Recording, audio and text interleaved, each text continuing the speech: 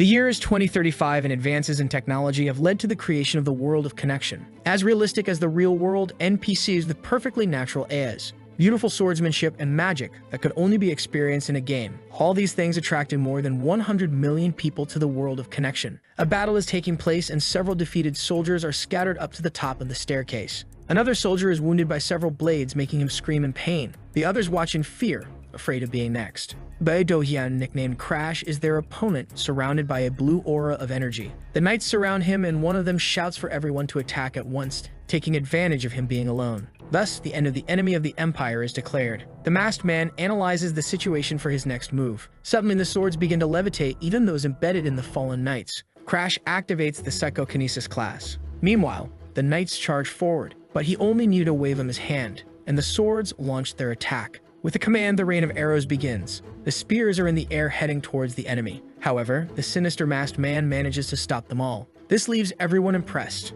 and suddenly the arrows turn toward them and they desperately try to dodge. The rain of arrows falls upon the archers. In Crash's hand, he spins a weapon, stopping the movement of his kunai, ready for any attack. He rushes toward the commander, and without any mercy, he cuts the man down. The hooded man turns away, leaving the lifeless man fallen to the ground. The remaining team is terrified by the bizarrely strong psychokinesis ability. Suddenly, a knight notices something wrong. The spears and weapons are in the air, all directed against them with their sharp blades. Their eyes widen, knowing that this is the end. The hooded man's hand is in the air, and with his psychokinesis, he sends the weapons against the knights. The place is illuminated by the light entering through the window. On the ground, the men lie fallen and footprint marks stained with red fluid form a trail. The powerful Crash walks away from there. There is no one left to stop him. He removes his hood and mask while searching for something. The man realizes that someone is still alive there. The holiness lies on the ground and says that in the end, this is it. Crash's eyes go to the necklace, finally finding what he was looking for. Even trembling, the holy man tries to speak and says that it was told by God that saviors will come to this world.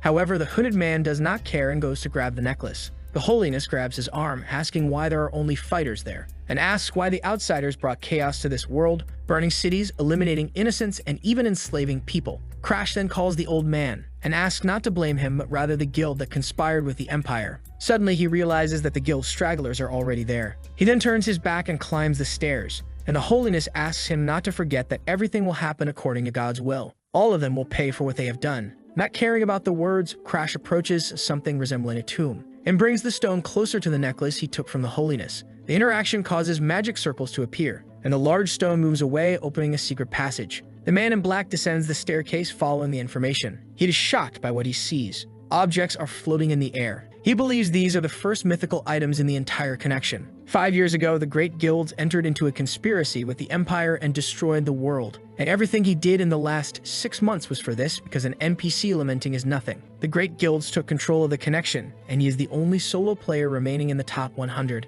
Crash hides the items because he knows that if they find out he took them first, the guilds will be furious. He is about to leave when something catches his attention. There is an item on the ground that he believes to be a game tape. The man in the black cloak picks up the item from the ground, trying to understand why it is there. Then a strange energy hits him. He doesn't know what is happening, and he is puzzled when he realizes there was a connection error. The cable is unplugged. Someone tells him to stop moving. He gets irritated because things were going so well. One of the men in suits asks why he moves so much, saying he should just die already, and Crash never imagined they would go so far over a game. The henchman on the phone speaks with the president, asking if he wants Crash taken alive. The call ends and he says the order is to eliminate Crash and take his head as a prize. The man says he should have played at his own level, and even says he thought he could do anything just because he was good at the game and that nothing scared him anymore after he became famous. With the order to cover Crash's face, the man raises the dagger, taking him out of the real world as well. Someone calls out to the Lord, asking him to wake up, and the young man awakens with frightened eyes. His expression is one of horror and fear, and after much confusion,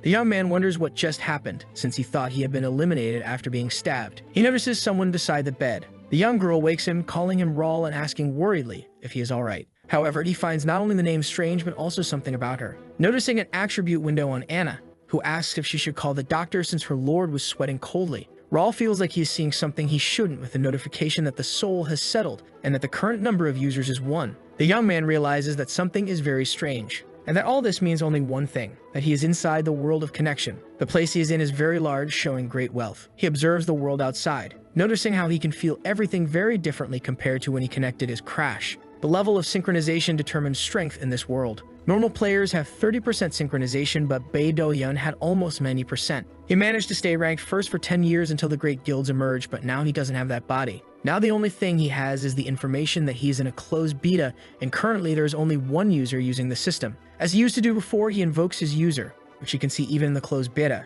The user information is analyzed, also detecting blocked user information and updating, and with that, he will use the powers of his past life to reach the top again. His name now is Raul, youngest son of Ashen, the 5th count of the Ruben Kingdom. Regarding the Ashen County, it was the first of all to fall in the connection. The county belongs to one of the orthodox families of the Ruben Kingdom, with the count and the eldest son dying suddenly and the second son disappearing. A coup occurred when the youngest son inherited, and during this, the barrier of the forbidden areas broke and they could not withstand the monster invasion. Crash then understands that he is the youngest son of this family, his name Raul Ashen. Looking at the horizon, he can only think that this beautiful city will be destroyed in the next 3 years. But he cannot let that happen. No longer having the life of Ba Do-yun or even of Crash, he concludes that this is the last one. He had to suffer in that other life, and if he loses the chance to live in this world again, it would be too sad. The young man knows there is only one way to prevent the destruction of the kingdom, and for that, he must become stronger. In a month, the traditional coming-of-age ceremony of Ashen County will begin. If he reaches the semifinals, he can enter the academy and will become stronger there.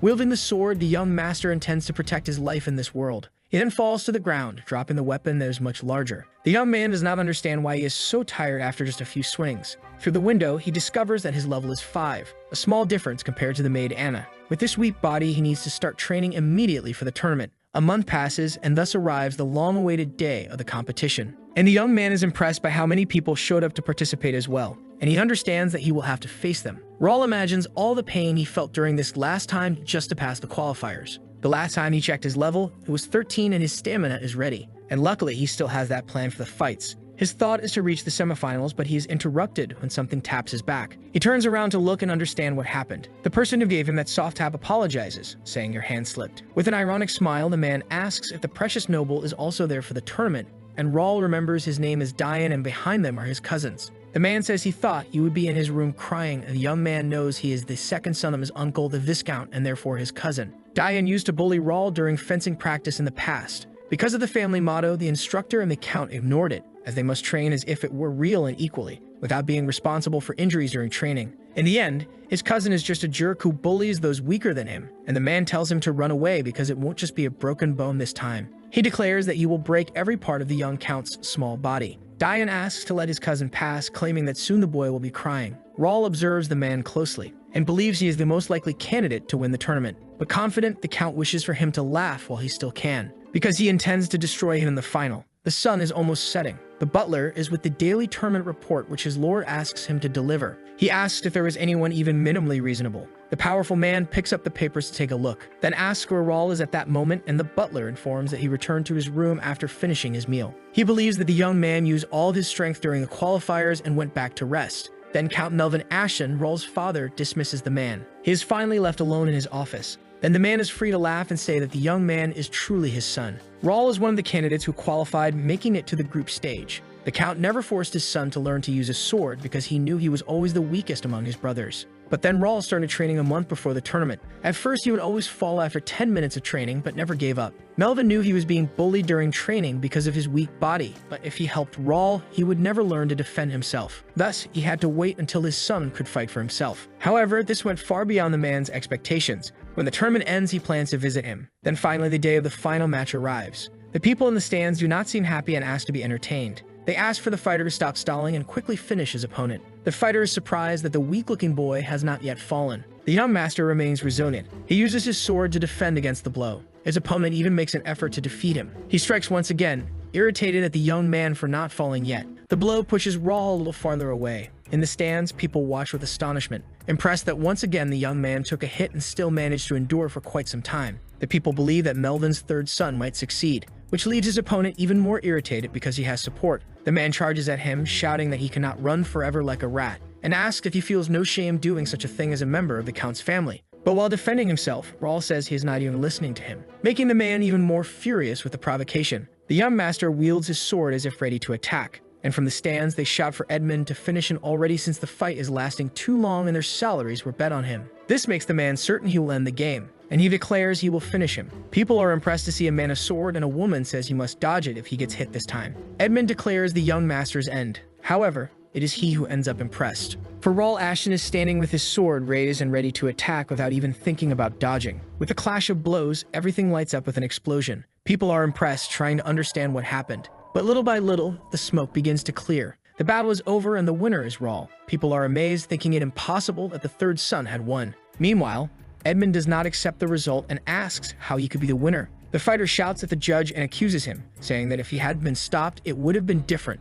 but the man says that is nonsense. The redhead asks him to look at his neck and says that if the battle hadn't been stopped, it would have been he who would have been finished. During the fight, while Edmund was rushing at the young count, Raul was not just trying to block, but blinded by his hatred to eliminate the boy, the fighter did not realize that Raul was actually aiming for his opponent's neck. Edmund falls to the ground, very frightened. Raul says they need to have a conversation about the man's disrespect towards the county, but only after the end of the tournament, which leaves the man quite haunted. It is already night when the boy returns. He is greeted by the maid who wishes him a good rest. The young master looks back, checking to make sure he is completely alone, and then, with a big smile, celebrates his victory. Raul opens his status window. His sword skill has risen to level 9, and everything is going according to plan. All this using game resources for more XP and fighting a stronger opponent for a long time was beneficial to him. Clenching his fist tightly, he wants nothing more than for his plan to succeed. The game mode gives an X multiplier by removing Revival, a hardcore mode with high risk. At first he complains, but he wouldn't have been able to level up so much if he were in normal mode.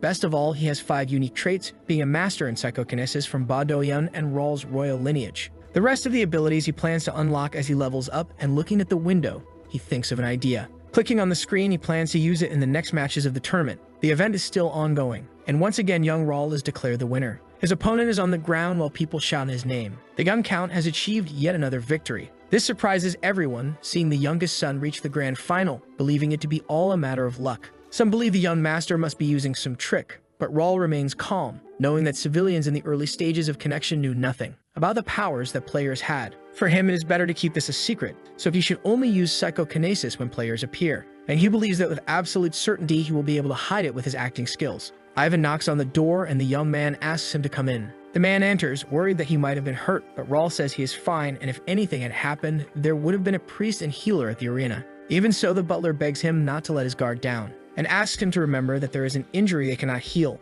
and the young count promises to be careful. The boy understands that Ivan is truly worried, and he cannot get used to it since he never experienced this in his past life, and he asks if he brought what he requested, and the butler delivers it to him, informing him that he did as asked. Even so, Ivan asks if he is sure about this, and when talking about Diane, the young master asks him not to worry, because Raul is sure that he will win no matter what. The man then says he trusts him and announces he will take his leave. While walking, Ivan thinks about how the boy's confidence is very similar to the count's when he was younger. But his concern is that the final opponent is Diane, and he knows that he brutally injures whoever he faces. Looking at the paper, Raul wonders how much it must cost.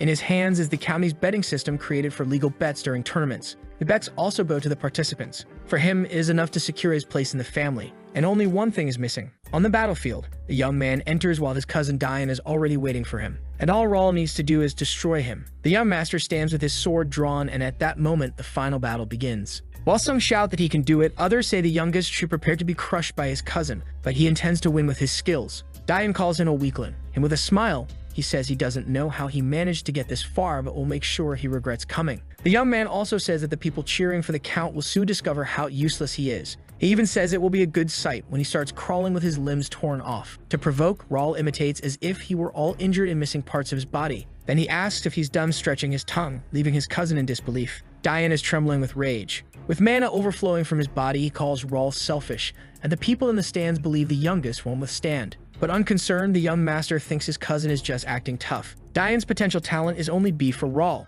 He may look impressive now, but he knows that's his limit. It is declared that the battle begins, and the Viscount says he will eliminate his cowardly cousin. He tries the first strike, but is surprised when Raul dodges. The young master then makes his attack, and people are surprised that he was the first to strike. Being well-trained, Diane was able to defend himself from the blow, but this left him even more irritated, telling the boy to stop showing off. Meanwhile, Raul analyzes his opponent's fighting style and realizes that his flexibility is less than he imagined. As for his strength, it doesn't matter much. Diane tries to strike, but does not hit. Raul defends himself and can clearly see his sword movement. A sword skill with no practical experience, generic of a noble. The fighter then falls to the ground eating dust. Raul, who suffered bullying from him, now sees Diane holding his hurt nose, irritated by the trip he took. More mana envelops Diane, who promises to put an end to his cousin. However, what impresses the young Count is that with all that energy, the only thing his opponent knows how to use is a mana sword, and his next move shocks everyone in the audience. With a strike, Raul knocks Diane's sword away. The boy is bored with the fight.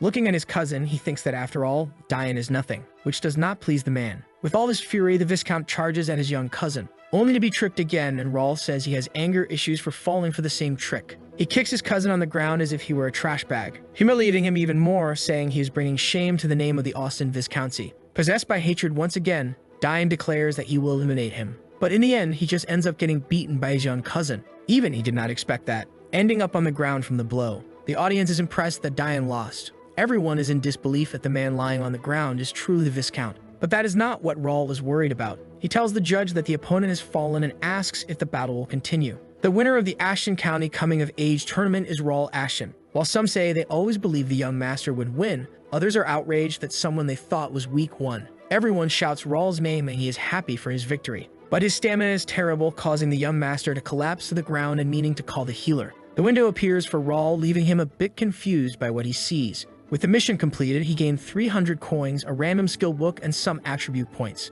Thus, he can go to the Kingdom's Academy. Avon says he is very proud of the young master to the Count, and says the boy grew so much in just 1 month. But what Melvin analyzed is that his son toyed with Diane, and if he reached this level in just a month, it is because he is a genius. Raul is still on the battlefield and notices something. It is his father, whom he sees up high, observing him. Then the young master waves, thinking the man probably knows he is good enough to go to the academy. His father shows no reaction. Just like the tournament, the day also ends, giving way to night. Melvin, with all his authority, says he cannot allow it, catching Raul by surprise, who asks the reason. He says he thought he could go if he managed to reach at least the semifinals, but the man says that is situational. Melvin says that from what he saw, his son needs to stay by his side for a while longer. With Raul's collapse after the battle, his father only wishes for him to stay longer, and the young man says that learning about the sword is a lifelong journey. Confronting his father, the young master asks if that is not what he always told him. He says he is trying to go to the academy so he can learn more, just like the Count told him, and therefore he cannot be stopped. The man is impressed by his son's words.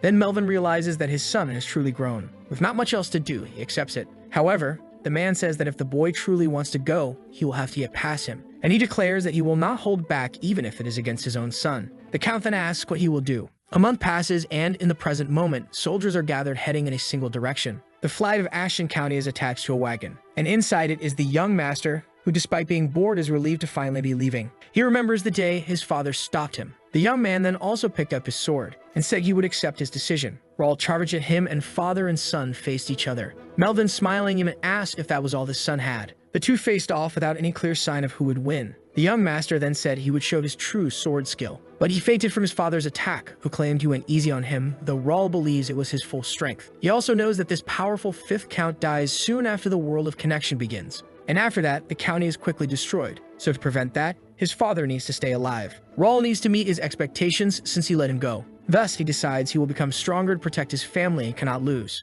Meanwhile, at the county residence, Melvin spies through one of the many windows there. He thinks about his youngest son, thus remembering the previous event, when he asked Raul to give up and questioned how many times he had tried. But the boy said he would never give up. This made him smile, liking his son's persistence. For the Count, this is worthy of the Ashton family. Raul then wielded his sword ready for the attack, and Melvin shouted for him to strike him. However, what impressed him was the trajectory of Raul's sword. It simply changed midway, resulting in a small cut on the Count's cheek. Raul only managed to cause a small wound even using psychokinesis. Smiling, the Count said the time had come. And so he admitted that Raul was no longer a child, but a proud swordsman. The man then let his son go, so that he could witness and know the world. Around the campfire, the men rest. Curious, Raul asks Sir Philip, a high knight of level 92, how far they are from their travel destination. The man says that at this pace they will arrive in 5 days and asks if they should go faster. Needing to train the soldiers, the young master says to continue at this rhythm. Including him and his servants, the Ashton family selected a total of 50 people. Among them are 3 high knights, 6 apprentice knights, 15 trainees, and 20 cavalrymen, all with a potential talent grade of B or higher. The number and skill levels are not bad, and to prevent destruction they need to become stronger. Jake appears, informing that the maintenance of the carriage has been completed, and thus they can depart, and the young master thanks him. The man asks if they really should take so many people to that place for a month, but Philip asks him not to question Raul. And the young Count simply says that he will know once they get there, leaving the other confused. With a strange but confident look, He says he will know the reason for taking them all. The free city of Mira, one of the first cities players go to after finishing the tutorial. The place has many missions and hidden items in addition to limiting mana use to prevent irrational massacres of beginner players. Besides all that, the resources are infinite, so players would go crazy over the place. God's Domain, a place full of monsters for players to gather resources. The place was the reason why Raul took everyone to this city, to the resource accumulation zone for rapid level up. For him, it is a perfect plan, and looking at the window, he realizes he has new missions as soon as he enters Mira. Raul thought he wouldn't be able to use any resources until the official launch, so for him it is great if he can unlock more resources by meeting conditions. Jake interrupts him to inform that he can meet with the mayor and asks what he would like to do. And of course the boy accepted to meet. Mayor Ronaldo of the Free City asks who is waiting. It is said that it is the youngest son of Ashton County who came to visit with 50 of his people, and the man understands that it is the weak third son. Ronaldo asks why he is there, and in any case tells them to let him in since his family makes good money from monster materials and he intends to get his hands on it. The office door opens, and the young master enters, greeting the mayor. Very cheerfully, the man welcomes him to the Free City of Mira. The mayor asks him to sit, and Raul notices that the old man's fake smile is too obvious. The man goes straight to the point, asking why the youngest is there, and Raul replies that he heard the place is excellent for training. Ronaldo says he came to the right place, and that Mira is the safest place to train, and Raul says it can't be just anywhere. That the young master asks for permission to enter the cursed forest, leaving the man shocked. The mayor justifies that the place is too dangerous for weaklings, and before he could call the boy that, he corrects himself, saying it is bad for young people. But that is exactly what Raul expected, and with a sigh he says he has no choice. Then he says he will have to throw the 500,000 gold coins he was going to give him as a gift into the river. And with that amount of money, the mayor immediately says he was just joking, easily accepting the offer. He says that the cursed forest will be easy for him and his knights, and thus grants permission for entry. Smiling, Raul says he knew a mayor as generous as him would allow it. Now the only thing left to do is to accumulate resources and collect all the rewards, and so he plans to reach the top of the connection soon. It is night in the Free City of Mira, a place built for connection players to live, but there are no players yet since the game is in closed beta. Only Raul Ashton has access, and because of that, this city is going through a crisis. There are many inns, shops, large guild buildings, and other facilities that are too small for the number of people living there. The price of land has dropped because of all this, and to be honest, Raul's true purpose for coming there is the real estate market. If he buys cheap land in Mira, sooner or later it will be used to build luxury houses for nobles, guild houses for players, apartments for common people to live in, and in the future, that land will be worth more than 100 times what it is worth now. From what he remembers, as soon as the players arrive and the war begins, Mira, the city blessed by the gods, becomes a perfect refuge. In the past, it was possible to make money just by renting the land. But for him, even that is not enough, considering the war and risks, he has to prepare even more. For him, the great guilds are disgusting, and as Crash, he couldn't do anything against their financial power, but this time he intends it to be different. A little nervous, Jake asks if he should just sign. The man calls for Sir Raul, who seems very irritated. Stressed, the boy asks him to sign already. After all, everyone else did, only he is left, and Jake says his mother advised him to be careful about what he signs. The papers are organized and aligned. The woman says that including the young count, there are a total of 51. Thus, the creation and registration of the Pioneers Guild are completed. Then Raul creates the first guild in a world without players, the first and most advanced. They will receive assistance from the system as guild members, and Raul is excited to see the confused look on their faces. At the Mira Battle Association branch office, the young master is next. The woman who welcomes him asks how she can help, and he says he is there to see some skill books and asks about the highest rank. Skill books have different abilities written in them. By reading carefully, one can learn, and the ranks go from F to S. She says the branch has skill books up to rank C, but they can only be bought by VIP clients. Raul asks what the conditions are to become one, and the woman says it can be through missions or buying other books, but it would require spending a lot. Interested in becoming a VIP, he asks how much, and she responds that the spending requirement is 10,000 gold coins. Leaving the woman surprised, the young master says the amount isn't much, and depositing the money, asks to see the rank D books first. Very cheerfully, the attendant asks which ability he would like, suggesting sword, bow, magic, or shield. With a smile on his face, remembering he is the youngest son of the count. Raul Ashton then asks for all of them. Jake laments the weight he is carrying. He asks the young master if they really need all those books, and with a smile, the boy replies that they will help them level up. Even finding the books well written, Jake says they are only used to train beginners, and Jake agrees, saying he could have bought powerful armor instead. Confident, Raul says that the next day they will understand better and asks them not to worry and to be patient. Finally, the young master is out of the dangers of the street, and looking closely, he imagines that maybe he exaggerated. He remembers there is a limit to the number of abilities a player can use, so normally they can't have many skills. Raul calls up the mission window. When he woke up in this body, he had 2 unknown items in his inventory and wishes to know what they are. He can't even click or use them. But then the day before, when he received a mission, he was finally able to use the items. The boy calls up the inventory window. Raul discovered that one of them is a sealed skill encyclopedia, and he wonders if the mission reward was the activation of this book. He understands that he needs to open the encyclopedia and hold the skill book, noticing the option to register. An aura is emitted by the book, which begins to flip its pages. The purple light then connects with the other book. Something is recorded on the page, and the book falls to the ground. Raul shouts, impressed that it worked, noticing that the mana mark on the book disappeared. However, it will take a long time to do this with all of them, and he wonders if there is a way to register all at once. Suddenly, the books begin to levitate, and again the purple mana connects to all the books. Then they all fall to the ground. Raul is impressed that the encyclopedia understood what he said. Thus, he believes it worked. The mission is completed and the rare encyclopedia was activated and the collector and copier trait was unlocked.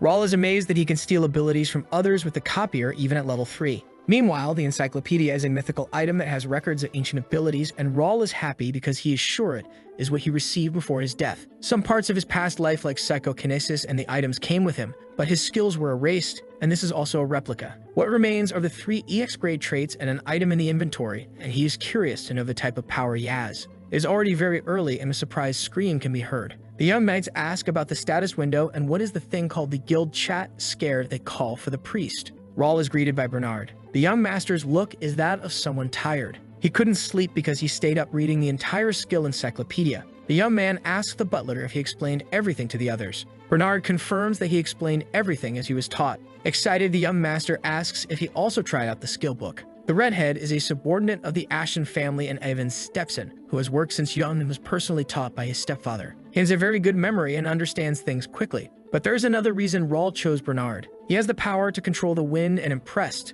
The young master says he knew he would manage. Bernard is level 21, a subordinate class, beginner wind walker, with talents such as wind power. His attributes are not very good, but he has great talent to be a subordinate or a telepath, and thus he finalizes his preparations. Raul asks him to get ready and Bernard doubts what he is talking about. Then the young master declares they will depart as soon as the knights get used to God's domain, the Cursed Forest. Finally, in the Cursed Forest of God's domain, one of the monsters tries to wound the young master. The creature strikes first, but it does not hit Raul, who smiling says he is too slow. Then it is his turn for a counterattack, punching the green monster. His punch is so powerful that it makes the enemy explode. Only the lower part remains. Confident, the young master asks for the others to come. More ogres gather for the attack, and they say they must defeat the strong human. A big red monster seems to be the leader, and he asks everyone to charge. The creatures surround the boy, but the young master is prepared, and with a confident smile, he tells them to come. The Cursed Forest, God's domain, is not just a place to gather resources, it also encompasses the entire city of Mira. If players get hurt, they are healed. If they are eliminated, they revive in this blessed city, which is why it is the best refuge. And in the forest, the blessing is only for the monsters, so the number of these creatures remains the same even after they are eliminated. Humans cannot be revived in the Cursed Forest and must leave it with the items they received from the monsters they hunted. If they attack them outside, the items turn to ashes and disappear, which means you cannot touch the property of the gods. But this only applies to civilians. Players, however, can use the items they obtain from the monsters outside the forest. Excited by the fight, Jake says it is the assistant system. Philip looks at the knight beside him and wonders why he is saying that since the young master is fighting alone. Raul holds his ground in the fight, facing everyone. The red leader is impressed by the human's power. The fallen weapons begin to levitate, and the young master smiles happily with his psychokinesis. The great monster widens its eyes. All the weapons are aimed at it, then the weapons attack, hitting it. The young master smiles at the success of his battle, and Jake, who is watching, even imitates the hand movement. The knight says the ability is a great help, but Philip tells him to shut up and keep skinning the ogres. But he complains that he didn't come from far away just to do that, although he thinks he made great progress in this training. Meanwhile, Raul Ashton collects the valuable red fluid from the creatures. He thanks them, saying it was only possible because of everyone's help, and explains that they can get stronger by studying skill books. Philip understands that he is right in what he says. He picks up one of his weapons. An ogre is approaching and he throws it at him. The creature is hit and split in two. Raul asks if he liked it, and says that's why he bought skill books instead of powerful armor. The knight is impressed, finding everything amazing. He thinks about having learned his skills so quickly and wonders how Raul discovered this strange ability. Suddenly, the chat screen appears, and his eyes widen at what he sees. He turns to the young master and warns him about the chat. Raul looks irritated and says he saw it and that they must return to Mira immediately, far away from the Cursed Forest. A man is lying injured on the ground. Another holds a sword and says he should have done this earlier, smiling as he drives the blade, and he says it was hard to hold back after seeing him walking around with the Ashen boys. He tells his brother that he should have listened to what he said, and that they could have done all this earlier. Injured, the other brother asks why he is doing this, and in response, the other brother says their great uncle told them to be attentive, and that is why they are all there, because they caused a scene. Raymond is the firstborn of Viscount Randall. The second son is named Jerry, and Cale is the third son. Even close to the end, the knight says they will regret this. Raymond grips the hilt of the sword and mercilessly yanks it out, making the man scream in pain. The firstborn sarcastically says to tell the young master to hurry because they also have things to settle with them. In the end, Raymond finds it strange that they keep reviving. The young knight rides in pain. With a psychotic laugh, Jerry says they will do the same to Rawl, and Cale says he thought nobles couldn't draw swords in the Free City. But the eldest son sees no problem with it and says they can just say they didn't do it, and says that thinking about it, it's actually a good thing being able to destroy the Ashen family. Smiling, Raymond says maybe the great uncle might even praise them. His laughter doesn't last long as the upper part of his body explodes. Cale and Jerry scream for him. Then the brothers look back terrified. The young master has no amused look like he had when fighting the ogres. Rawl asks how they dare commit this offense against the Ashen County and says they will have to pay with more than just their worthless lives. Only the youngest of the Ashtons there to face them. Jerry asks if he is crazy for having touched one of the Randall family's sons. The younger brother asks what the knights are doing and how they managed to get there. As a threat, the sword is at the knight's neck. And frightened, the man tries to say that they are the main force of the Ashen family. Philip then informs the young master that they have surrounded the Randall knights just as he ordered. Bernard is also there with them, and the tall knight Jake. The young master then says that they did a good job. A blue aura surrounds the injured knights lying on the ground. Then the bodies begin to levitate. It is Rawl who uses his telekinesis and calls for the butler. He asks him to take the wounded knights to the sanctuary. The inventory is summoned by the young master. The sword is retrieved by him, and the youngest says he will clean up this trash by himself. The Randall Viscounty is just like the Ashen County. They are one of the 5 warrior families of the Rumen Kingdom, but the family does not have a long history. The 4 warrior families were reorganized into the 5 warrior families when the current lord of the family, Viscount Hudson, reached the master swordsman level. They found several ways to secure their place by producing great respectable knights, making contributions, and destroying their opponents. And the opponent they rivaled was the Ashen County, which had lost its power since it had not produced a master swordsman for a long time. There were many conflicts between these two families, most initiated by the Randalls, and everyone expected them to win for having many swordsmen. Even the people of the family themselves thought the same thing would happen here. Jerry is impressed by the boy's unusual strength, even more so for having pulled his sword from the air. The two families face each other, each on one side. Taking advantage of the distraction and the fact that young Ashton has his back turned, the knight grabs his sword. But he cannot land a blow because Rawl is faster. He only needs one strike, and the knight screams in pain as he is hit. This scares some of the enemies. Philip says the young master ordered that he would handle it alone, so he asks everyone to lower their swords. One of the enemies believes that lowering their swords will give an advantage to the Randall side. Shouting, Cale asks if he really plans to fight all of them alone, and says that this time it's not a training session, then prepares for a mace strike, throwing it towards the young master. But with just one slash, Rawl cuts him in two. The youngest of the Randall Viscounty screams in pain. Only the middle son remains, calling for his brother. Jerry asks his soldiers not to just stand there watching. Frightened, they look back at the tall figure among them. The blonde knight then realizes he will have to move. He says he did nothing because he didn't want to bully a 15-year-old boy. But Jeremy, leader of the Guardian Knights, knows he cannot remain idle while his comrades are being eliminated. For him, that is not right. Even frightened, the other knights follow their leader. Looking at the rapier, the main weapon of the Randall family, Rawl thinks these knights are elite. All of them point their blades at him. While the leader is at level 65, the others are around level 60, and Rawl's current level is 45, making it normally impossible for him to win. One of the knights asks why they don't stop him, and another says they let him do what he wanted, but they won't care even if he is young. Rawl is emanating mana throughout his body. One of the soldiers is confused about what is happening, but he doesn't have much time to think with the strike he receives. The young master grabs his powerful sword, and his body shines even more with the image of his family's symbol.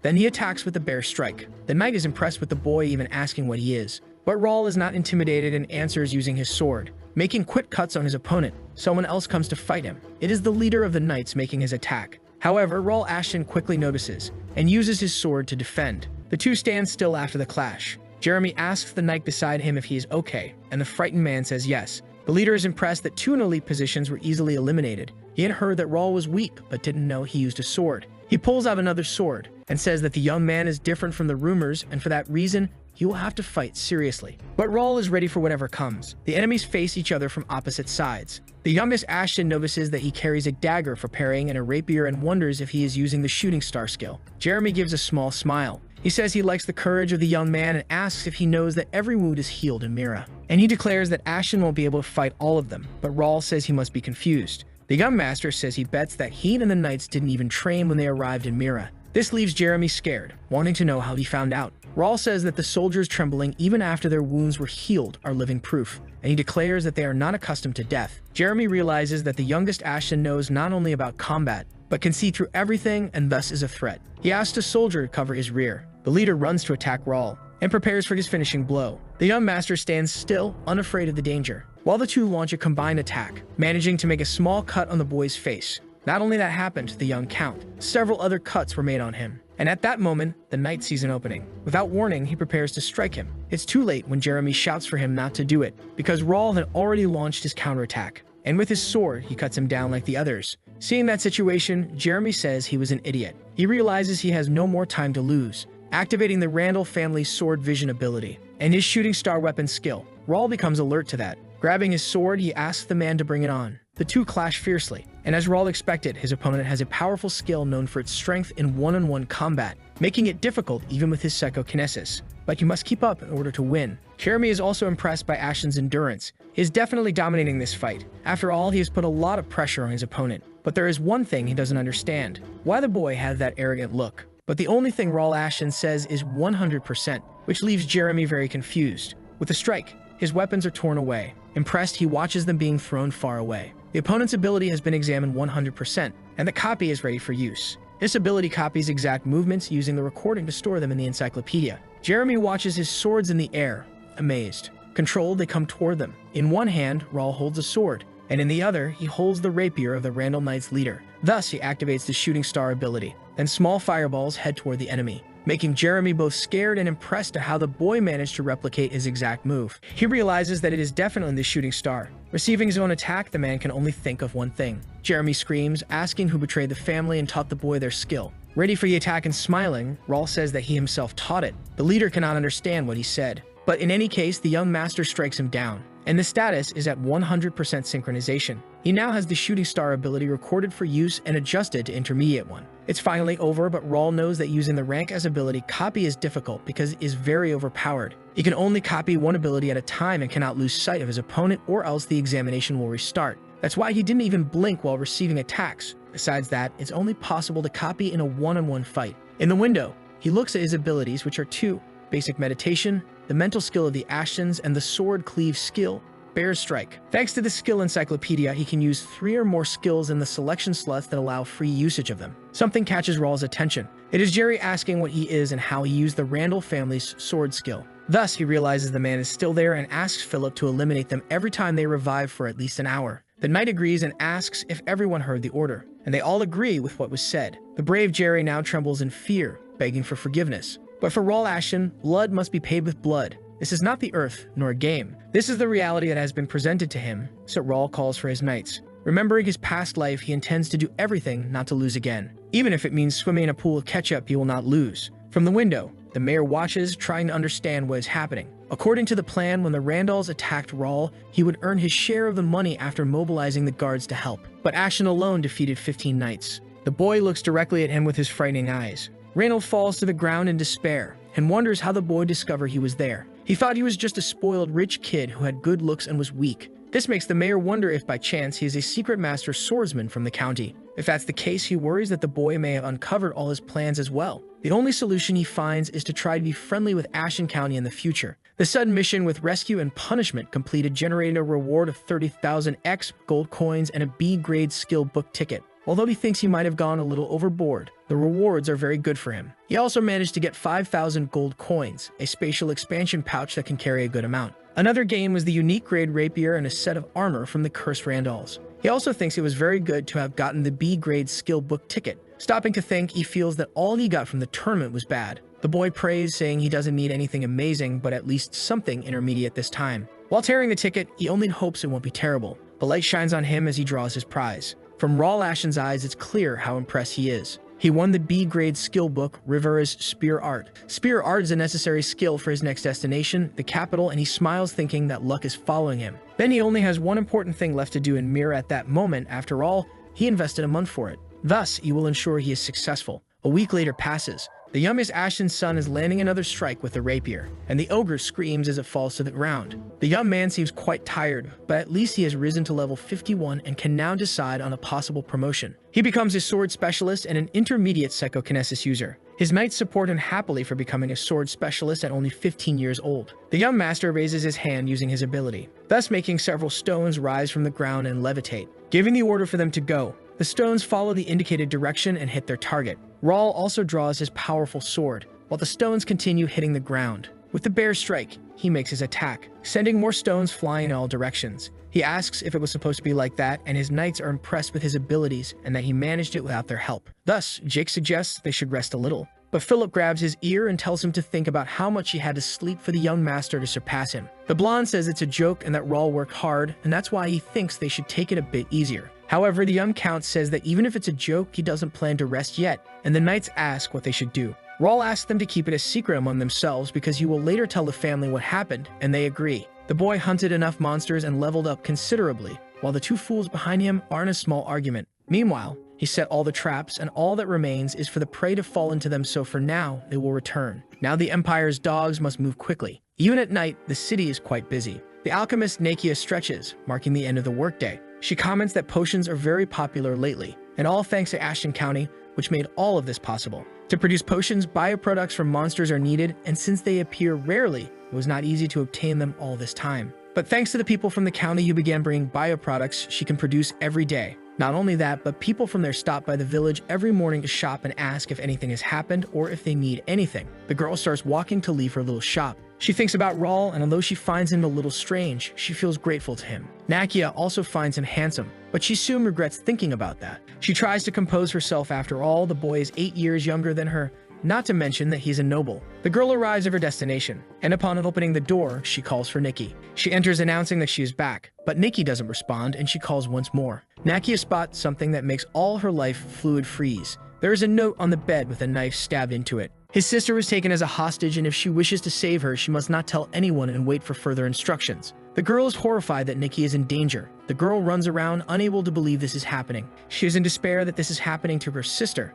and that her life will be in danger if she goes outside the city. Nakia remembers hearing many reports of kidnappings and that the city is investigating. Thus, the rumor is true. In despair, she doesn't know where to go. At the city hall, they could be watching her, and the guards don't care about a poor child. Then in her mind comes Raul Ashton saying that if she ever had a problem, she could find him. Crying, she understands that this is the only way. She runs because she needs to go see him. In the guild chat, Pierce informs the young master that Nakia is heading toward him. He asks everyone to get into formation and stay in their safe zones, reporting any changes. After the speech, Raul accesses the connection community. He clicks on the cafe link, which is a type of information board only for members that he managed in his past life since he was a star player and received useful information from fans. Luckily, the cafe still exists, and he can use it instead of uncertain memories to plan better. He checks all the missions in Mira that he could take and now just needs to hope everything goes as planned. A knight announces Nakia's arrival. And with that, the young master wonders if he can change the future. Either way, he asks them to treat the girl with respect. Mad Alchemist is one of Nakia's titles that cause fear in everyone,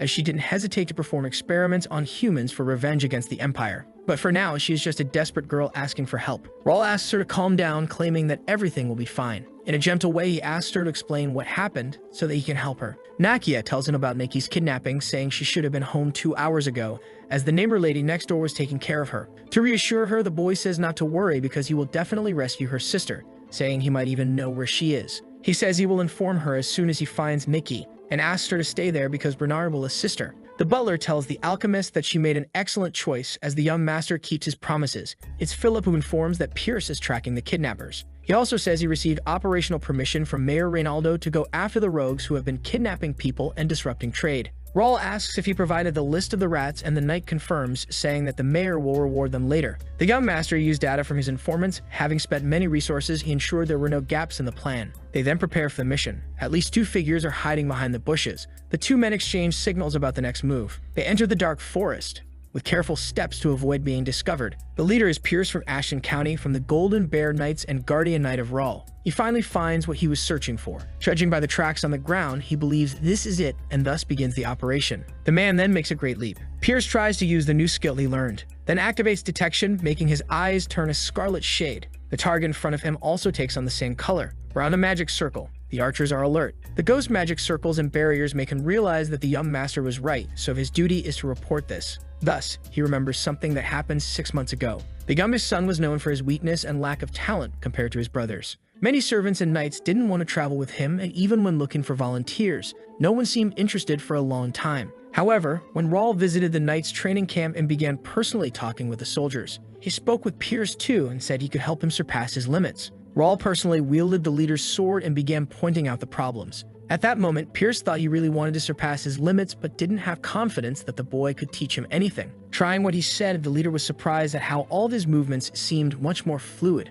The boy also gave tips about his power lying in agility and that he should polish his archery skills since he had heard he was a talented archer. Only a few people know about Pierce using this type of weapon, and yet Raul noticed, and so he thought maybe it would help and followed what the boy said. It was the best decision he made, and the leader thinks that everyone who refused the offer is probably regretting it. Pierce reached the stage of high specialist because of the book and was thus able to practice his other skills. The man thinks that maybe today will be the glorious day when the boy shows his true strength. The leader notices something and quickly jumps down from the tree branch. On the ground, he bows. It is Raul Ashton along with his 2 companion knights. The boy immediately notices something in that forest. In the status, it says that a 3-star or higher magic circle is interfering with vision, and it is necessary to destroy or enter it to receive more information. What he thinks is that the hideouts seem the same despite being in different cities, and that Crayon Empire spies were hiding in Mira. Normally, players in the connection receive missions from the starting cities and rewards for eliminating monsters or rogues. However, there are different kinds of rogues, such as slave traders who kidnap people and mercenaries trying to strike it rich.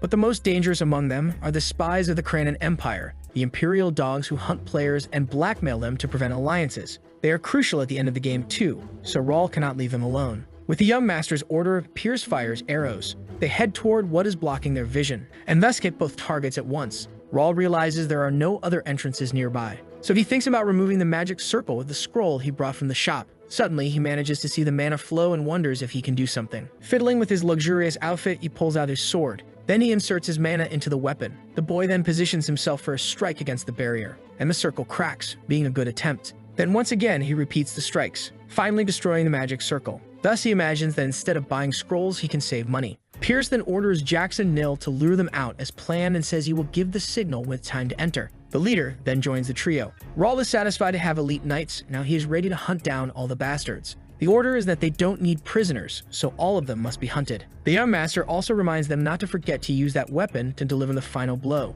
Jake doesn't understand the need to use something that looks like a twig, but Raul orders Pierce to take care of the rear and rescue the hostages, especially Nikki. The boy calls for Philip, who understands with just a look. With that, Raul Ashton declares that they should enter. Only a blue veil covers the entrance. Carefully, they enter the path. At least lights illuminate the place, indicating it is heavily used. Soon Raul realizes where the hideout is. He gives the signal to his men. Pierce successfully infiltrated the opponent's base, and so they will start the hunt. The young master sneaks a look around the place. He analyzes that the cave ceiling is high and that there are wooden fences scattered everywhere. The rogues' levels are between 30 and 31, not much different from common thieves. After finishing checking the base, he gives the order. First, he signals to the knight Jake. Then he moves on to Philip, who is also aware of what to do. Now each must fulfill their part for the mission to succeed. With the final signal, the 3 begin to run, being very stealthy in their tactics, so much that the only thing noticeable is the dust. The rogues don't even understand what is happening, but it's already too late because Raul is ready to attack, striking the bandits all at once. Then the boy lands majestically. From his back, he draws his bow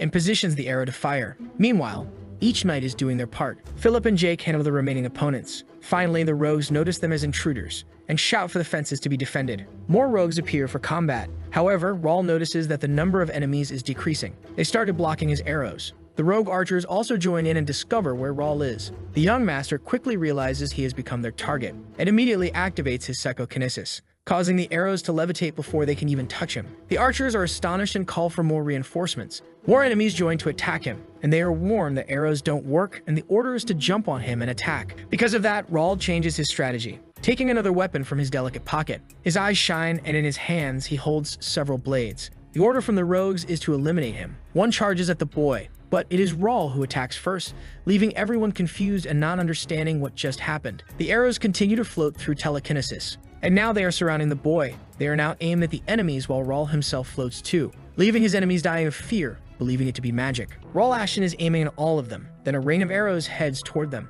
Even if some try to escape, they can't avoid the attacks. Meanwhile, Raul lands on a pillar as chaos unfolds around him. However, for him, this was nothing and his power is still not strong enough. He has to put more force to pierce through armor. He leaps away from there, leaving his enemies utterly terrified just knowing he is coming. And another one is eliminated without mercy. With the end of another enemy, the young count looks for the remaining ones. Raul looks around the battlefield. His knights are also succeeding to the point where the rogues are begging everyone to flee, believing they are facing monsters. The enemies even seem about to cry out of fear, asking for help. And Jake looks at them very menacingly. But for Raul, the knight is just rebelling to show he doesn't even need to use the rapier and had been warned not to leave traces of fencing. Anyway, he thinks it's not something to be too worried about. They are almost done dealing with the weaker ones. And in the end, the mission finishes. Pierce apologizes for the failure and says he searched all the prison but could not find little Nikki. He says he explained things to the hostages, distributed clothing and food, and asked them to wait at a safe spot until the battle ended. Curious, Jake asks if he thinks there will be other friends since these seem like mere common thieves,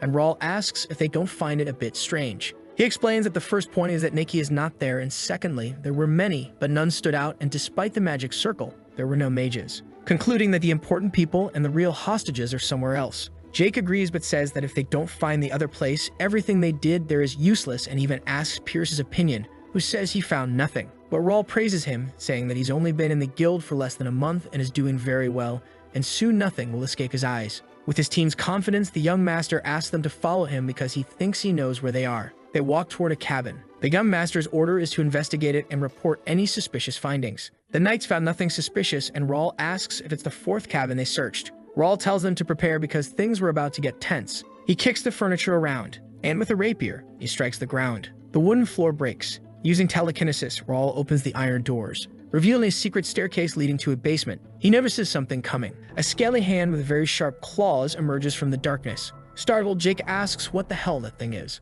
The paw lands on the ground, making everything tremble with the impact. A very strange monster reveals itself with a huge mouth full of sharp teeth. Soon Philip shouts for them not to break formation, as it would be harder if they spread out. The giant red monster launches its attack, and Raul immediately defends himself. The boy's eyes are sharp on his enemy. He makes an attack, and at that same moment, another monster emerges. Philip explains that they are Imperial Demon Cavalry and that their vital points are different, advising that they should aim for their heads. Even while fighting, Raul thinks he should have studied the monster's characteristics beforehand. He attacks the first creature, but as expected, he has not defeated it yet, and the young master remembers having had problems with these guys in his past life. As Ba, he attacked the Imperial hideouts in the starting city in his 6th month of playing because of a mayor's request when players were about to graduate. Dozens of strong players who had just passed their second-class advancement formed a punitive force that overwhelmed the fortress. Where the cavalries appeared, most players were immediately wiped out, and the top ones barely managed to escape, forcing everyone to stay away for 6 months. The monsters that appeared at that time were complete, and their average levels were close to 50. Now the Imperial Demon Cavalry is incomplete and their levels are lower, but their soldiers are specialists above level 80. And there is something even more important. Raul can see the vital points of the monsters that are placed randomly. The monster charges at him, and the young master attacks it and leaps away again. All he has to do is hit those vital points. With his skills and the strength of his men, the monsters are defeated. Pierce is suspicious about the reason for the creatures being there, as if they were in the kingdom's garden and even wanting to retreat. Raul says they must go in. The leader suggests calling for reinforcements, but the young master doesn't want to waste time and risk the hostages or let the rogues contact the outside world. Philip asks the boy to stay behind and says they will deal with the enemies while Raul and Pierce search for the hostages. The boy understands that it's not the time to be greedy and agrees, since he will still get part of the experience anyway. And of course, he is satisfied to have such reliable subordinates. The two knights go down the stairs. Jake goes ahead saying they should eliminate the enemies as if they were trash. The basement is a sort of laboratory with strange experiments, with creatures of all kinds scattered everywhere, and some inside twos. Pierce thinks they are brave to do this in another country, and Raul confirms the suspicion that the monsters are experiments made from the kidnapped people. The young man had seen several scenes like this in his past life, yet it still terrified him and even made him think about joining them for the sake of sovereignty. But their emperor is an insane guy. Becoming his subordinate is the same as jumping into a fire with a bomb in hand. There are many nonsensical rumors about the emperor, but Raul is certain that he does not see humans for what they are. Humans without royal blood are divided into classes, and when they become useless, they are used in laboratories or become food for monsters. And even high-class citizens, if they do something that bothers the emperor, they are executed too, like the general who complained about his tyranny. While he was talking to the man, the tattoo on his shoulder glowed red and spread, and then he exploded and died. Raul remembers it clearly as if he were there. The boy has no plans to survive under someone like that and can't allow experiments on innocent civilians either. They go deeper into the basement, spotting a mage activating circles to secure the escape route. Pierce says there are 4 knights, 3 mages, and 10 cavalry there, with Kim handling the mages and Philip taking the knights. Jake is left with the Imperial Demonic Cavalry and asks Raul to provide cover. But the blonde knight didn't like this division very much. An arrow is fired, hitting the first enemy. They quickly shout that there are intruders. Raul then asks his team to attack. The young master also fires arrows. He knows that the mages are from the 5th circle and therefore wants to eliminate them first. He also realizes that against this type of barrier, normal arrows won't work, and the solution is to infuse a bit of psychokinesis, and also to create a path with the skill for the arrow's trajectory. Raul fires several arrows charged with mana, hitting the powerful mages there, thus preventing them from escaping through the teleport portal. The enemies despair as the escape route is blocked, and the order is to break the seal and eliminate everyone, and they all shout that it's for the Emperor. The knights charge, ready for battle. As the enemies come toward him, Raul keeps a close eye on their every move, but no attack reaches him. His knight steps in front with his shield. Seeing his effort, Raul wonders how Philip alone isn't enough since he's a specialist knight above level 90. With his ability, he visualizes the status window of the hunting dog, which is level 71 and has attributes boosted by the effect of the red tattoo. Meanwhile, Jake struggles against the monsters and believes they are all drugged. Through the guild chat, he communicates, asking if he can use his sword, thinking the little sticks aren't enough. Raul says that the others are doing fine and that the plan was made trusting in their abilities, but apparently there's no other choice. However, Jake responds that he just thought it was difficult for Pierce, throwing all the blame on the archer. But that was enough to make him even more vigorous for the fight. Raul smiles in satisfaction and thinks about doing something too. He soon grabs his rapier to help in the battle. The boy slashes through everyone in his path, leaving Jake suspicious, wondering how he can so easily discover the monster's weak points. The leader known as the Red Dog is irritated because he didn't expect to be overwhelmed. He asks what they are, and seeing them using rapiers, the man believes they are from the Randall Viscounty. However, he notices that somehow their fencing seems strange, and trusting his instincts, he dismisses the idea. In the heat of battle, Jake yells, asking why someone who's about to be eliminated needs to know that, and calls them all the Empire's mutts. His words make the man furious for insulting the Imperial hunting dogs. He looks at the group, noticing someone standing out, and the dog is surprised to see that he is the leader. With an evil smile, he believes he has found his key to survival. The leader shouts for them to give their lives for the Emperor's honor, and suddenly everyone starts transforming into those monsters. This makes Raul realize that this is the Dark Sacrifice. The monsters attack them again, and even Jake notices the difference in strength. It's an ability that sacrifices the user by burning their life energy and mana to gain incredible strength for a short period of time. Raul believes they are planning something, judging by the fact they are using this ability. The dog leader is coming toward them, with an evil smile, using an E-rank power armor that lasts for 2 hours and consumes mana stones. In the chat, they communicate that Raul is the target. Philip tries to strike the enemy, but the attack was cancelled by the force shield, and the opponent passes through him unharmed. Finally, he reaches the young master, and delivers a punch so strong that it cracks the entire ground. But he notices something is strange and asks what's going on this time. Raul remains in place, and thus the dog realizes the boy is also a power armor user, and he is even more surprised by the moving parts, and judging by its appearance, he believes it's F-class. His instinct tells him it will be dangerous once the mobility ends, but he wants to eliminate the boy and throws another punch. However, his punch stops midair. Even Raul didn't understand, as he was going to dodge the attack using the C-rank skill Flash. But a message appeared, and he couldn't move. The window says he encountered a hostile power armor, and that the Regnator, which was dormant, has awakened. Judging the user Raul's qualifications, he has a unique, unidentified characteristic among those he uses. In the middle of the battle, he gets a warning that he doesn't have enough mana for a full activation and starts searching for another energy source. The format is successfully fixed using psychokinesis, and the Regnator is partially activated, revealing the true power of the power armor. A barrier that blocks all physical attacks weaker than a mana blade, a defense skill that cancels third circle magic, a mysterious core that increases the user's mana and physical abilities. Even at a high level, it's impossible to beat someone with that shield. The power level of the armor is incredible, but they are only usable by NPCs. Therefore, if you are not a citizen of the connection, you cannot use it. For players, it becomes their dream equipment that they can never have. But for NPCs, it was the only way to face the overwhelming power of players.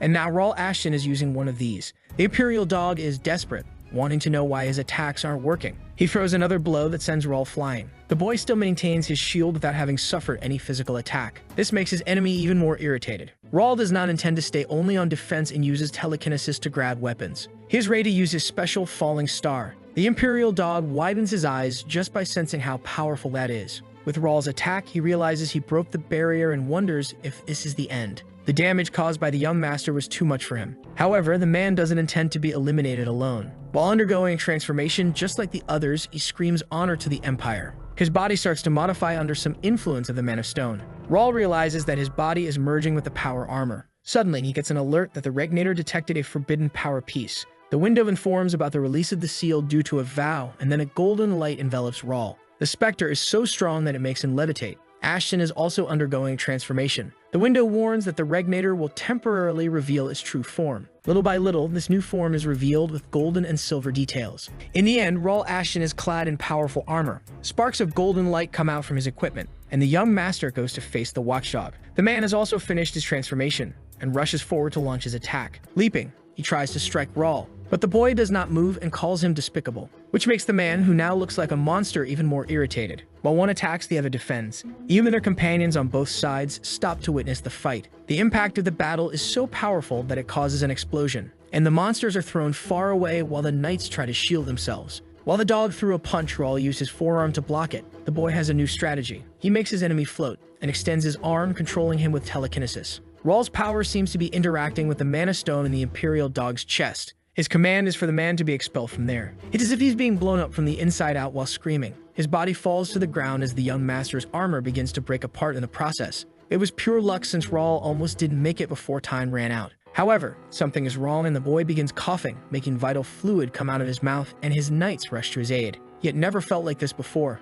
Not even as a player. It made it seem like he caught a glimpse of eternal power. Raul borrowed the power of the item this time, but he is certain that one day, he will get there with his own strength. The magic circles are all destroyed. In his possession, there's the pocket teleportation device and a mana stone. He plans to later figure out how to use the item. Pierce appears, informing him that he found Nikki and the other hostages. He tries to mention the losses, but the young master says there was nothing he could do and asks him to collect the belongings to return them to the people. With the news that Nikki is not well, Raul asks them to hurry and get out of there. Jake asks about leaving the things behind, showing interest in keeping them and claiming many of the items will be useful. The knight explains that the value might not be measured in gold, and Raul realizes he is right. The armor of his enemy cannot be used by him, but it can serve as proof that they caught the Empire's spies and be used as a test subject for experiments too. The Imperial hunting dogs were not easy. They could easily defeat weaker nobles, making many players give up. Raul understands there is no need to stir them up for now and that it's best to focus on his own growth and expanding his influence. The young man says it's all part of the plan, asking them to forget it, and besides, saying that he was the one who defeated them, though Jake reminds him of the request not to interrupt. But to their joy, the boy says he will give everyone a bonus for the hard work, then asks them to return and rest well, which gets Jake excited. Raul wonders whether his knight is clever or just an idiot, but in any case, he asks Pierce for the report, and he says he will ensure there are no losses. The boy is curious to see what they will do. Not just that, but he also wants to know what kind of expression they will make after falling into their trap. His enemies want to know how far they went. The eldest of the Randall family asks the guide if they are really on the right track. They track Ashton to the forest but could not find any more traces beyond the healing at the sanctuary, because of which they lost money and swords. Jerry thinks they lost because they couldn't use mana skills in the city, and there's no way 12 knights would lose, especially with Jeremy having power armor. With Raul out of the city, he thinks this is their chance. The guide points the way where supposedly young Master Ashton is. Kale thinks the place looks a bit dangerous but says they need to go in and find out, and Jerry agrees since they are outside the city. Meanwhile, some knights are startled and wonder if all these people are from Ashton County and why there are so many. Raul and his knights are marching, taking the rescued hostages with them. The young master speaks to the captain who guided the civilians there as requested. People are gathered in the street, curious to know if it was he who rescued the hostages and happy to see their relatives again. Nakia, who is in the crowd, notices that her little sister Nikki is among the rescued. With a gentle smile, Raul hands the girl to her. He explains that she is not doing very well, but that they will treat her at the mansion, then calls for Bernard, who understands the message. Raul saved the lives of so many people who should have been eliminated, and thus changed the future of the alchemist who would have lived blinded by revenge. He believes that maybe she won't become a powerful alchemist like in the past, and the items and potions she invented may not appear in this world. Even so, he needs Nakia for the future of the county. Everything started to change when he went back to the past, and the boy doesn't care if history changes. Raul doesn't mind what means he has to use, even taking someone's future if he can save many. But he chose missions to gain Nakia's interest. He completed the mission during the night and saved everyone he could. Besides this safe city, he knows the mayor will visit him with rewards as soon as the sun rises. But even so, he feels restless. In the middle of the crowd, he looks at a poor woman crying for her son who did not return. Low-class people who could not pay for rewards, with some who never even had a chance. Rawl's actions were focused only on missions and leveling up, and he realizes he never had a conversation with people who had no connection to that. He told himself he would live in the present when he reincarnated, yet he still feels like he's just playing around as if it were a game. For him, there's nothing wrong with living a life according to the system, but he wonders if just following missions is the right way. Until now, he had only been making plans following Ba's perspective, and he feels he needs to find something that only Rawl can do, or he might repeat the same mistakes. Rawl asks Philip for information and problems concerning the people who look discouraged among the crowd. Even feeling bad for asking, the young count also requests that they offer comfort, money, and help to find jobs for those who lost their families. The knight says it's unexpected since he thought Rawl only intervened when things were advantageous to him, but that no one would refuse to do it. However, he says he's certain someone would say no, making Jake offended as he defends himself, saying he doesn't hate doing good things. Even so, the blonde knight asks if they will still get their days off. Meanwhile, the crowd shouts for a long life to Ashton County and to young Master Rawl. Rawl knows their support will be very important when dealing with other guilds, and thinks it's a good idea to stay to level up and gain practical experience. Being very kind, the young master greets the people. Amid the crowd, a hooded figure watches him, as expected, when day breaks. Reynaldo is there saying that thanks to the boy, he can breathe a little easier, but Rawl says he could have handled it even without him. The mayor mentions the report, and the young master is also surprised that evil forces were near Reuben Kingdom's territory for quite a long time. The man says it's not the first case of disappearance, but they couldn't do anything because of the treaty that forbids an army in Mira. They can only operate with guards, and even those men cannot show half of their abilities outside the city. Reynaldo says someone from the Randall Viscounty came saying they destroyed the hideout and demanded compensation, but Rawl already has plans for that. The agreement is to make it seem like it was their own act, but the mayor thinks this is bad since the count will gain great reputation and rewards from the palace. Rawl thanks him for the concern, but only asks that the favor he requested be fulfilled,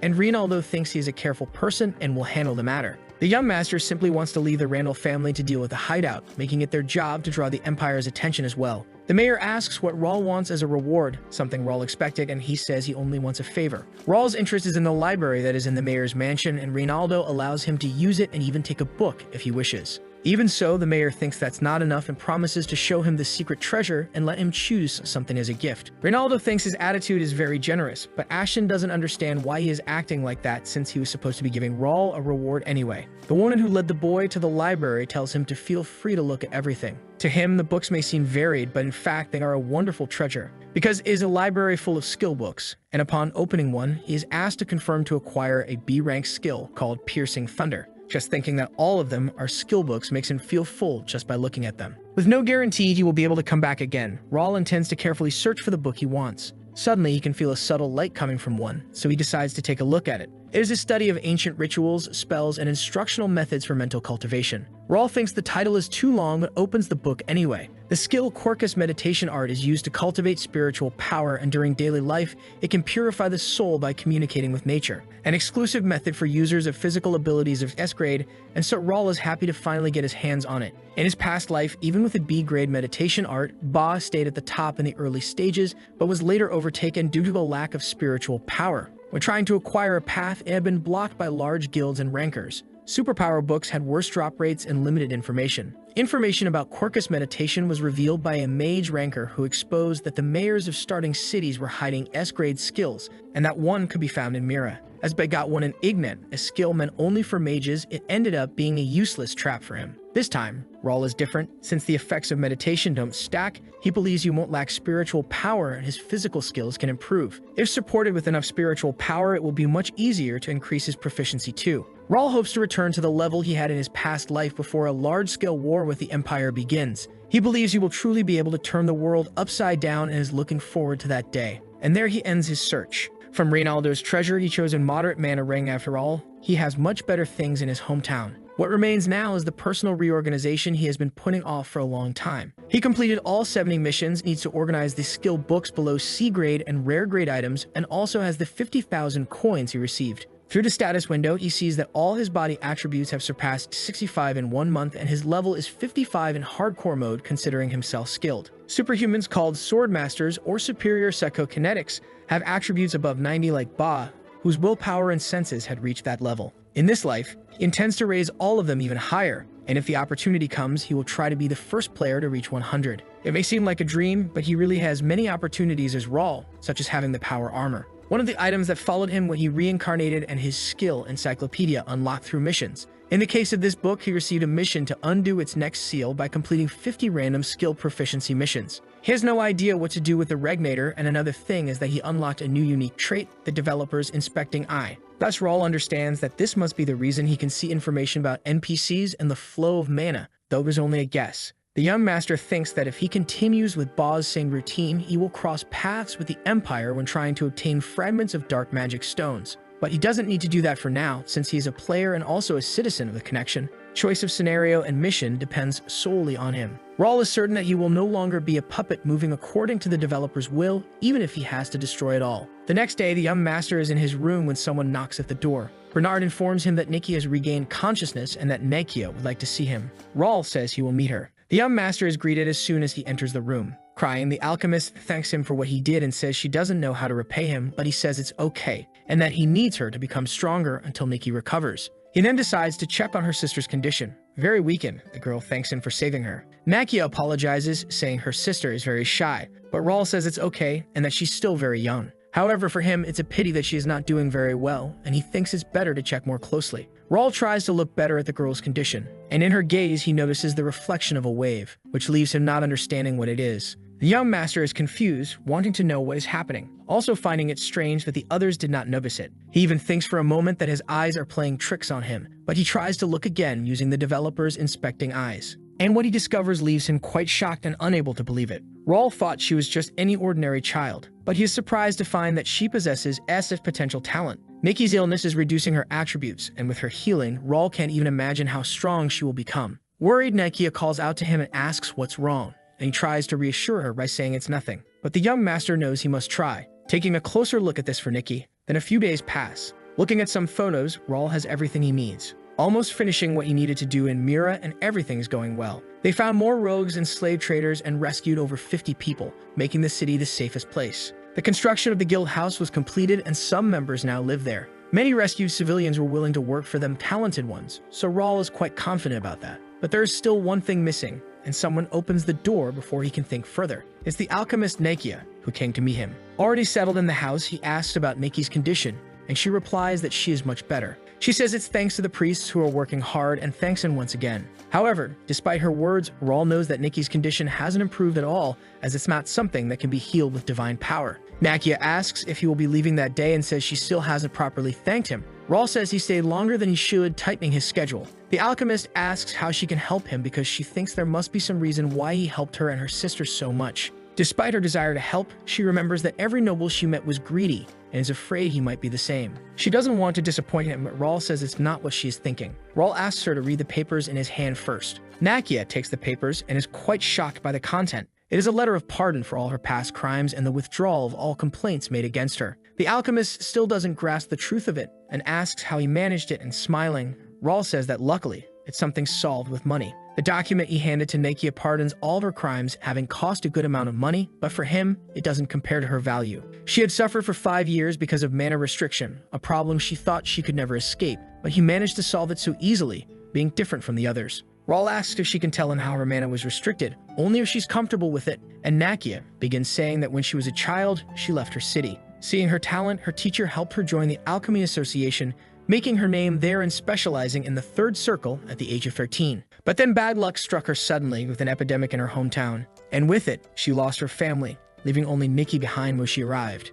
She tried to take her to the association, but the bad luck didn't stop there. When her sister turned 6, she contracted an incurable disease, and Nakia believed it was because of the dangerous substances around her. Even reaching the 5th circle didn't help, and at the end of Nikki's life, she used alchemy on a person to keep her alive with materials stolen from the association. But the girl couldn't stay awake without medicine, and then Nakia was caught breaking the taboo and was expelled with the restriction. They stayed in Mira because it was safe and had the blessing that helped with the disease, but even that plus the restriction didn't seem good to people. Raul says she went through a lot, then he offers her to drink the potion, surprising her by saying it will free her. Nakia then accepts, taking the tube, and without hesitation, drinks the potion. Soon it starts to take effect. Even after 5 years, she still feels relaxed, missing this sensation so much. Raul admires seeing her status change, noticing her attributes and unique traits like S-grade Master of Alchemy and A-grade Precise Tuner. Nakia also feels this transformation, and finally understands what he truly wants from her. Then Nakia declares that she will be loyal to Sir Raul, and says she looks forward to seeing him save many others as he did with her, Nikki. The young master extends his hand,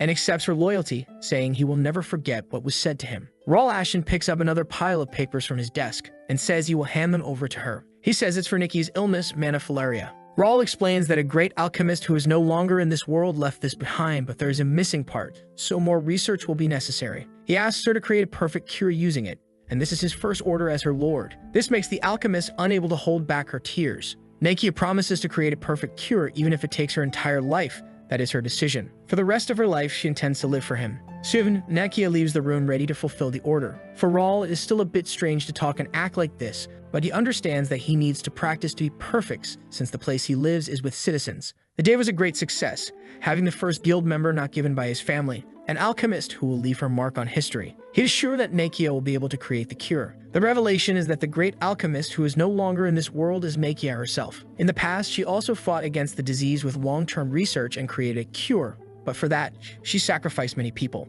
That doesn't matter anymore. He was lucky that the information about Nakia's cure was still on Cafe Link. On purpose, he gave her the incomplete version for her evolution, hoping that she wouldn't blame herself when she manages to cure her sister, so he can give the rest of the information. With that, everything he had planned for Mira was completed, and now he needs to prepare for the next destination. Raul intends to go to the capital of the Rumen Kingdom, known as the Tomb of the Sword, the metropolis named Turium. He is very excited about what will happen in that huge city. Their arrival does not go unnoticed. Raul and his knights smile, impressed by so many people, imagining that the capital is different. Since they are from a county, they will enter directly without having to wait in line. Most of the guild members stayed in Mira, and only a minimal number of people came to make it easier. Entering the city, the young master notices something strange. There are no carriages or escorts. Raul asks the butler if he sent a message about their arrival, and Bernard confirms. He says it must be some mistake and therefore will first go to the mansion to bring people, but the young master asks if he knows where it is so they can go together. But Bernard starts asking citizens if they know where the Ashton County mansion is. People have no idea about it and even ask if there is such a place in Turium, advising them to go to the Noble District. Even the Noble District Patrol says they haven't heard of an Ashton County mansion and therefore do not allow them entry. Raul didn't expect his family to be popular, but this problem wasn't in the plans. Already Jake yells at them for not knowing who they are. For the young master, it's normal for civilians not to know them, but it's strange that no one knows, and he had heard about a mansion where trade happens between nobles and royalty. He then asks Bernard to go to the office and get the address, and Bernard agrees without complaining. With the document in hand, the knight finds it strange and says that the location belongs to Baron Gendar. The man says he has been living there for about 10 years and offers to take them there for now. Raul asks Bernard for information, and he explains that the Baron, a man in his 50s, is a distant cousin responsible for international relations. With that, the young master orders them to go to the mansion because he wants to see it for himself. As soon as they arrive, they are stopped by knights who demand to know who he is. Raul states his position as the youngest son of Ashton County and asks about the Baron, but the guards demand an invitation. Even Philip finds the demand strange and asks if they came to the party without an invitation. The man asks them to wait in a corner, claiming he will return shortly. Raul seems displeased to know there is a party going on, and he is not the only one irritated. Jake rebels and asks if they are really going to let the owner of the place wait outside,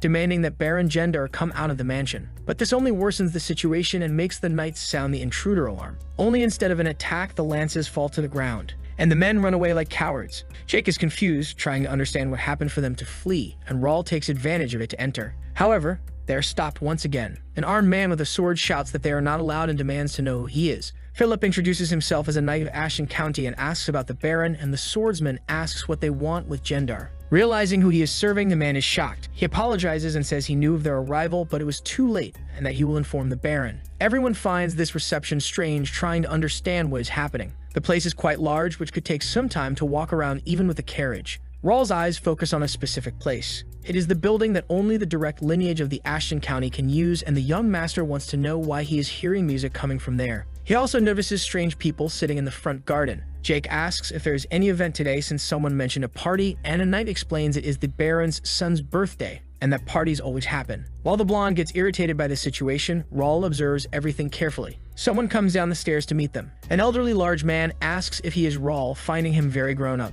With his ability, the boy analyzes him, noticing he seems too strong. Despite being level 50, he is not a specialist, and thus the young master understands why other families look down on the Ashtons. He also understood why his father left him in charge of international relations despite not agreeing, so Rawl asks if he knows him. With a smile, Gender says it has been a long time and that he is like an uncle to the boy since he and the Count are like brothers, but the young master denies knowing him. The man says it is difficult to understand the family tree because it is a bit complicated and asks to be called uncle. But Rawl does not intend to let him take advantage and asks Bernard to explain their relationship. The Airbender says once again that Baron Gendar is his second cousin to Count Ashton, and therefore he is Rawl's third cousin and responsible for foreign relations in the capital, leaving the big man irritated. Gendar asks if his father did not teach him to respect elders.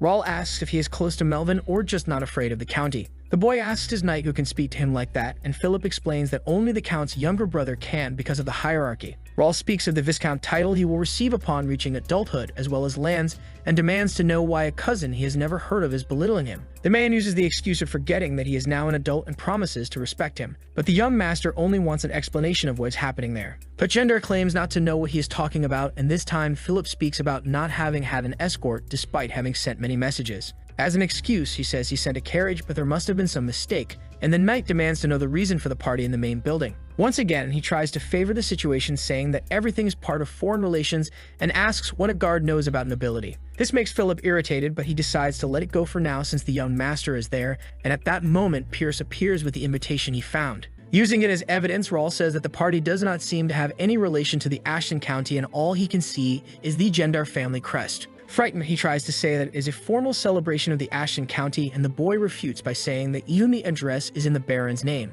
The arrogant man says once again that it is just an invitation and wishes to end the discussion by claiming that it is beyond Rawl's authority. The young master asks if he really thinks the party is right, and Gendar explains that it is a long tradition to use the ballroom when the mansion is empty. Rawl knows that he is not wrong since the practice is common, but for that, he needs the personal permission of Count Ashton. And as temporary Viscount, he orders that the party ends within 1 hour, and that a report on the funds spent be made. The Baron does not accept this very well, saying that he cannot just send them away and demands to know if they have authority to a child. Patiently, Rawl asks if he is not going to follow the order. Intimidatingly, the boy asks if he does not care about the family and says that he has no guest there he cares about. By sheer pressure, the Baron says he will end the party but warns that Rawl will regret what he did. But the young master is calm since the worst that could happen is his father yelling a little, and he is curious to know what gave the arrogant man so much confidence. He knows he has no proof about problems in the Ashton County, but maybe he can find something there. And who knows, he might have great luck. The problems have only just begun. They discover that the place they were escorted to is not the main building, but rather an annex of the mansion. The servant explains that it was the Baron's order for him to stay in a quiet place, which the clever boy knows is a lie. But Rawl does not accept it, and says he will not stay listening to this,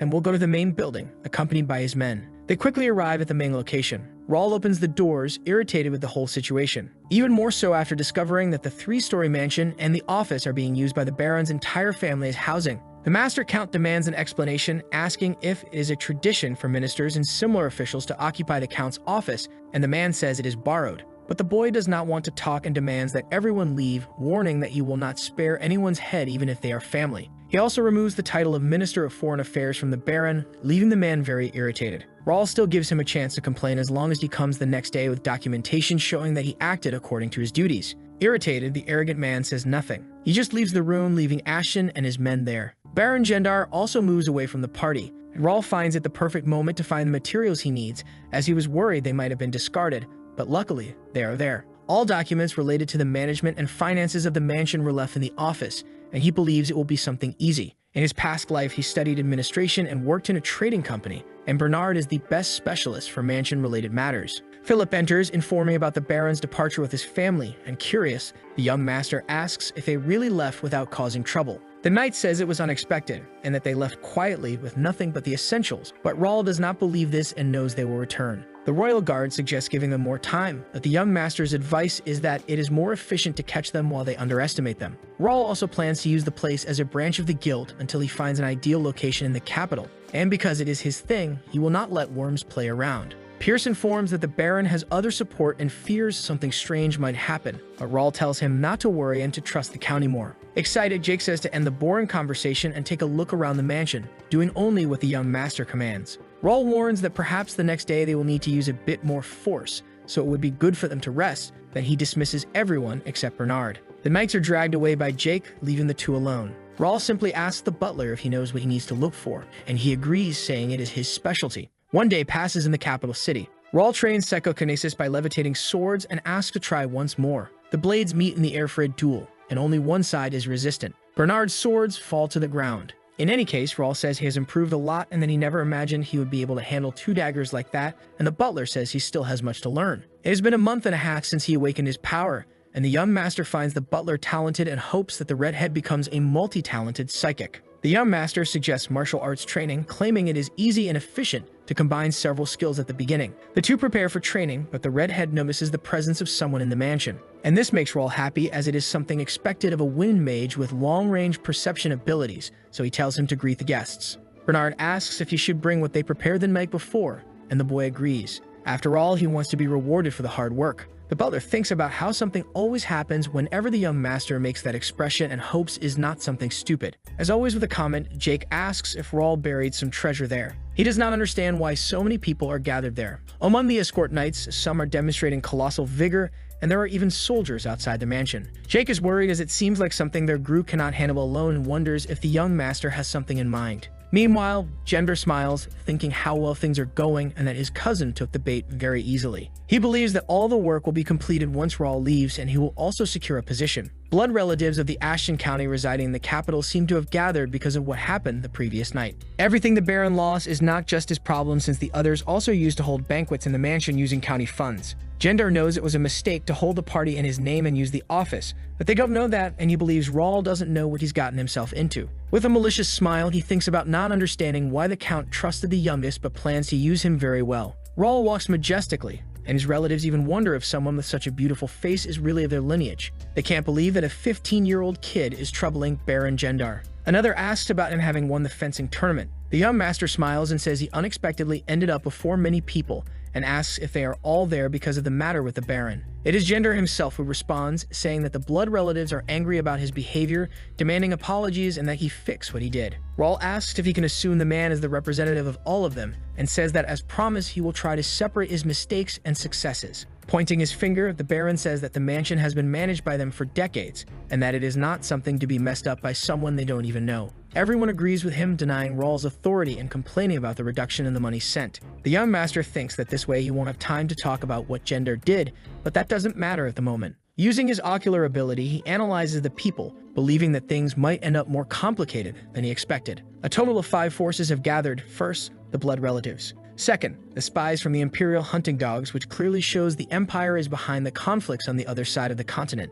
But the third category is unexpected, the Knights of the Delamian family, one of the 5 great families of the Brennan Republic. Raul also sees several intermediate specialist knights who has no idea why they appeared there, and there are still more hated people there, such as the Knights of Viscount Randall, with Hoffel of level 61 standing out, the 4th young master of the family. The young master doesn't know about his skills but wonders why someone whose very presence is a weapon would be there, and believes it is because of Mira. And finally, the 5th force. The traitors of the family, who are the ones truly responsible behind all this commotion and who will come to seize leadership when everything goes wrong. Titus is level 65 with a distorted fighting spirit, one of his unique traits, and many attributes above 58. He is the eldest son of his uncle Viscount Jaden. The Count has 2 brothers, the eldest Jaden and the youngest Austin. Among the 3, Melvin was more talented, but due to primogeniture, Jaden would be the next Count. He was arrogant and violent. If something bothered him, he would hurt or eliminate someone. Melvin reached the level of intermediate specialist and gained more support to become Count, and Jaden felt threatened and envious,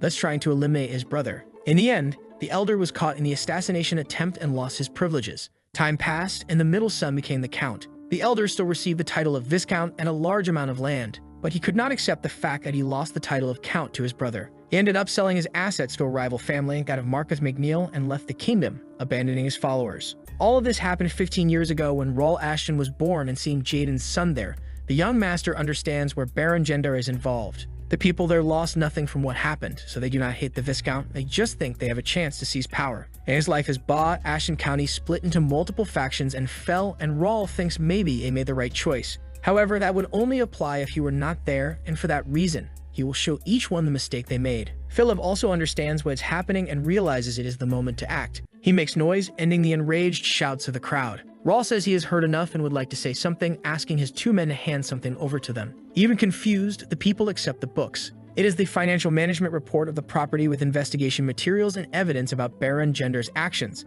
Immediately, they all open them to check. The information shocks the people and the accused himself is irritated. He quickly tries to defend himself by saying that everything is false. The supporters comment that everything seems legitimate, but is hard to believe, and Gender says the boy arrived just a day ago and still accuse him of having done all that. Staying calm, Raul asks if they can now have a real conversation. In the report, it states that 200 apprentices are receiving free lessons at the mansion, and the young master asks where they are. The Baron replies that they gave up and fooled with the equipment. The boy uses this against him, asking if all 200 were from somewhere else and not the capital, which is very strange. The arrogant man shouts again, saying they fled and that the selection depends on him, and Raul says there is much to uncover but decides to move to another topic. It is written that he gifted other barons with 100 golden swords, but according to the investigative report, 10 replicas were given to each. It also mentions the supposed mercenaries hired who are not there, and the frequent parties in the main building. Thus, Raul says he cannot understand what any of this has to do with the use of the property's funds. In the end, listing all of this impressed the boy once again, and he had to stay up late to find it. He discovered that some documents were falsified, having to break into the Baron's house,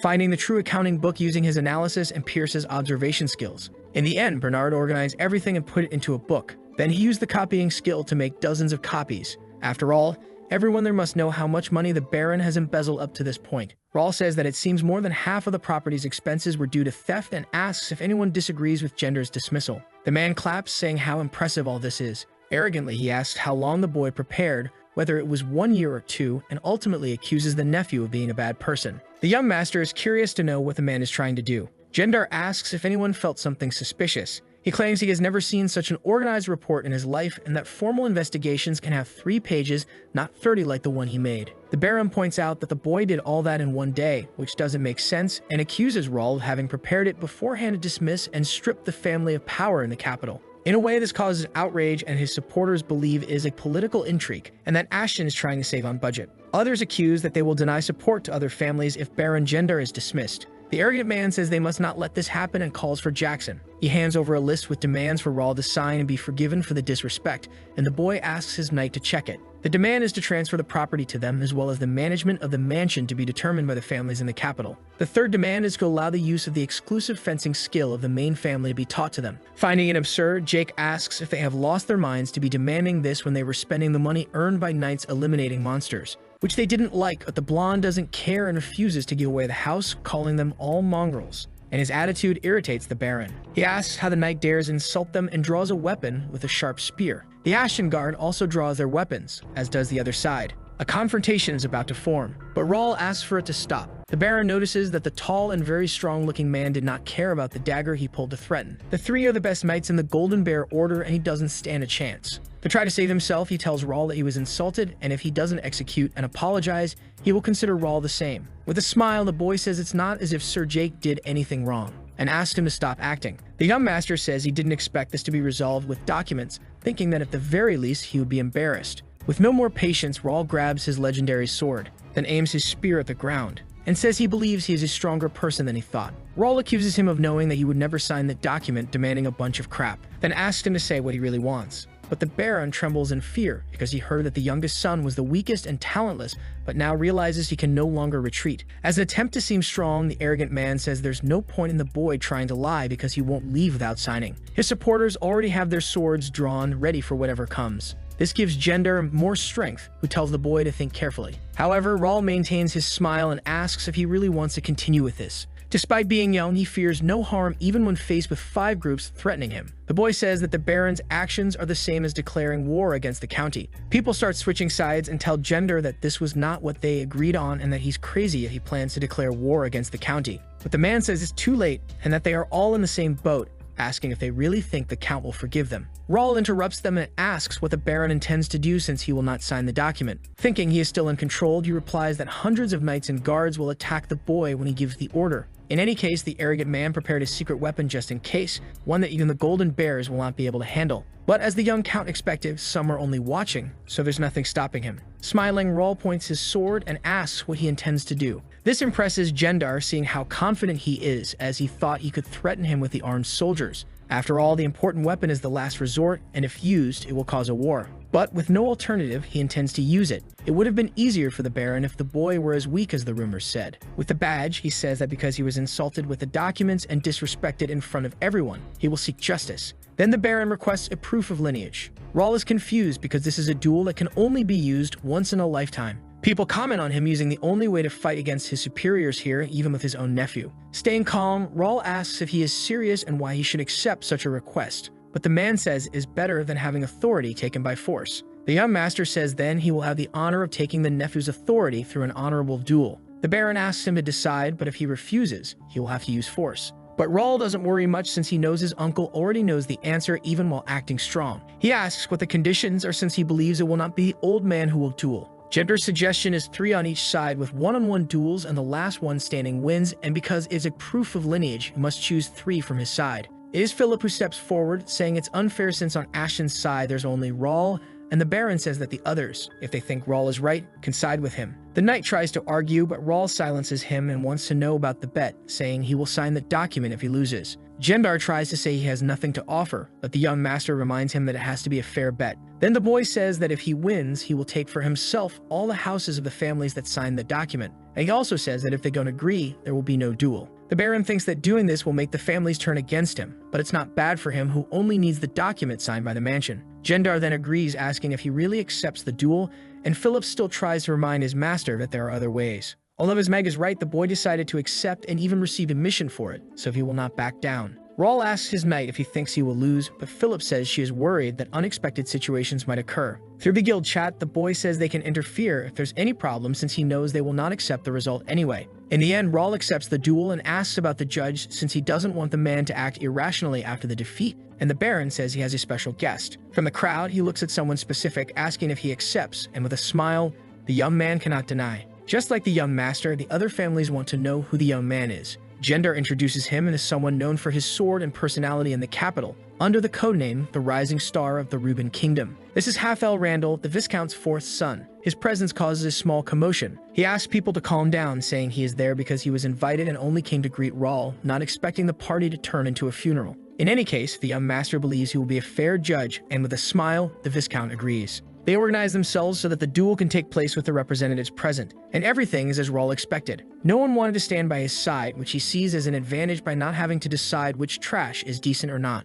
The first match begins. Aaron, 3rd son of the Gendar family, is the representative, and the young man is angry since his party was ruined by the weakest of the Ashtons, thinking the boy is all confident just because he won a countryside tournament, intending to make Rahl beg. Then the duel begins. Aaron throws his first strike, shouting that this will be the end of his cousin. Rahl doesn't even move beyond activating his skill, and no one understands what happened. Without humor, the judge gives the signal to end it. Thus, the winner is Ashton, who easily knocked down his opponent, leaving the entire audience shocked. It took only one strike to bring down Aaron and leave Gendar irritated because his son lowered his guard and lost the chance to restore the family's honor. The Baron asks for the next match to start quickly. Another person steps up for the fight. It is Baron Kesby, a quite decent swordsman from the capital, leaving Rahl excited for this match. The attack quickly begins from the other side, and the young master uses his sword to defend against the strike. This makes the man smile, saying he knows the basics well. He also notices Rahl's good reflexes, managing to understand how Aaron lost on the first blow. The Baron attempts a powerful strike with his sword,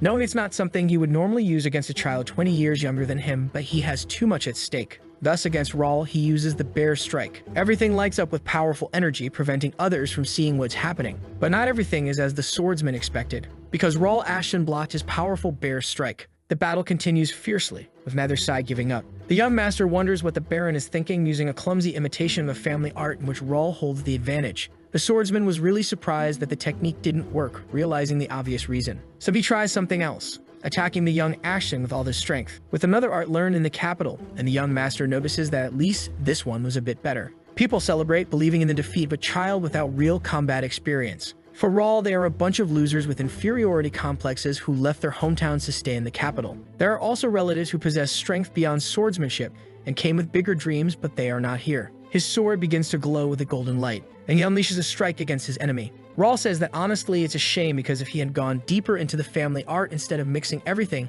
he could have overcome the obstacle. His words do not please the Baron, who thinks Raul is just a brat. He cannot accept Raul giving him advice, especially when he has been mastering the bear's strike for the past 15 years. His next attack is the Storm Wolf. The specter of the wild beast charges toward the young master. People are surprised by the Templeton family's technique and believe he learned it in the army. Everyone hopes he will win this time. But Raul is not willing to let things end like that, and launches a counterattack, leaving the Baron with a scared expression. Raul says he doesn't understand. What matters is not the type of sword art you learn, but how well you learn it. Kespi asks if he thinks he can fight just with such a basic form of swordsmanship. But Raul doesn't care about the criticism. It's the Baron's turn to defend, but he ends up receiving an unexpected cut on his leg. He wonders what sword form that was that changed direction in an instant. The Baron tries to guess what's coming next.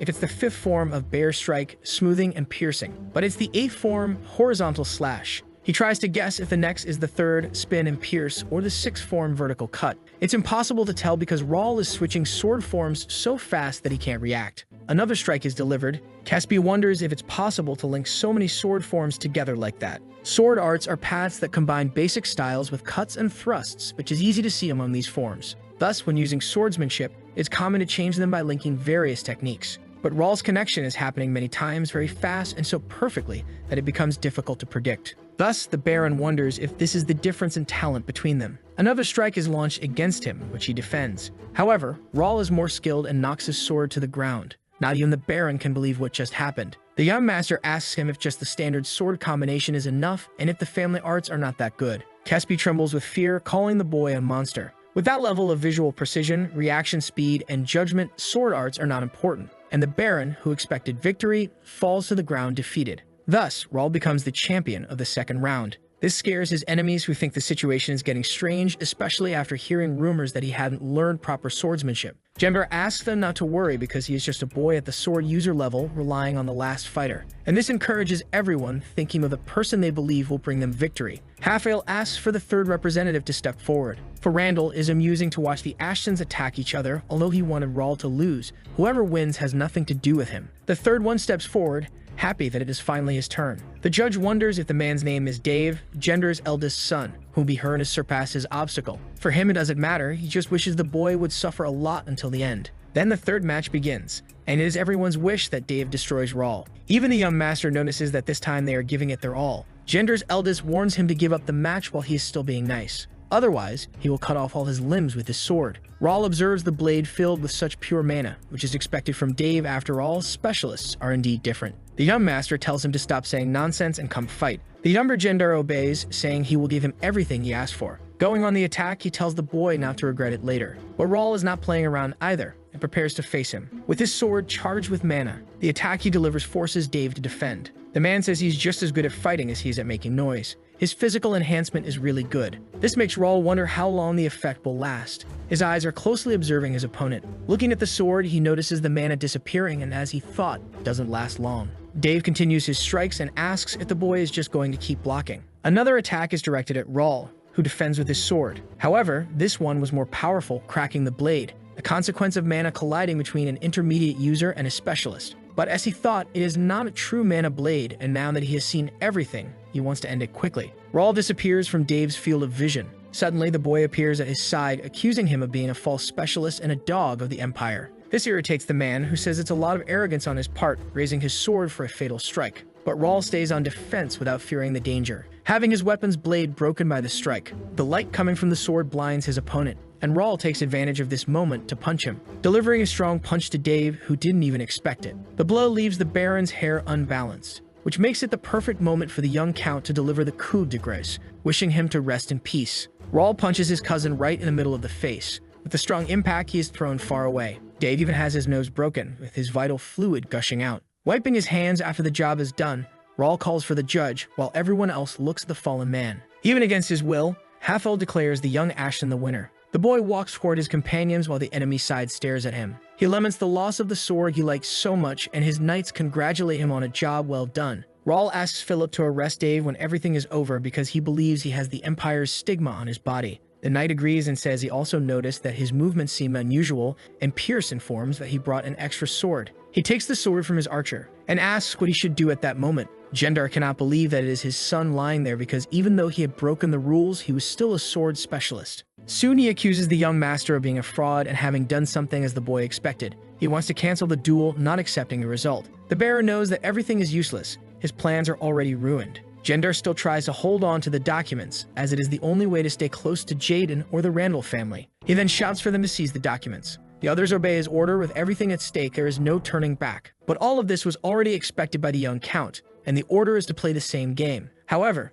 they didn't even need to draw their swords because someone yells not to touch Rawl. That was the most unexpected thing for him, because the house servants stand in front, supporting the rightful owner. Armed, the order is not to retreat and not to let them get close to Rawl. Meanwhile, the boy is interested in trying to understand what is happening. At the moment, it seems like he stumbled upon an unexpected treasure. Outraged, the Baron calls them inferior worms and asks if that's how they repay the favor. But a servant says there is no favor at all, since it was he who withdrew the donations meant for them, and they only found out because of Sir Rawl's revelation. They are people recommended by the Ashtons to the Royal Academy for having done well in the coming-of-age tournament. With the dormitories closed during the holidays, they stay at the mansion. The money for their support during this period was taken by Gendar, who used them as servants to cut costs related to this. Jake is shocked by all this madness and says he is not surprised that the Baron is in command there, while Rawl believes the man was not like that from the beginning. The knight asks what he should do because he knows someone will get hurt if a fight starts, and the young master says someone is about to arrive. The person finally arrives, making everyone's eyes widen in fear. The tall figure makes them run away even more terrified.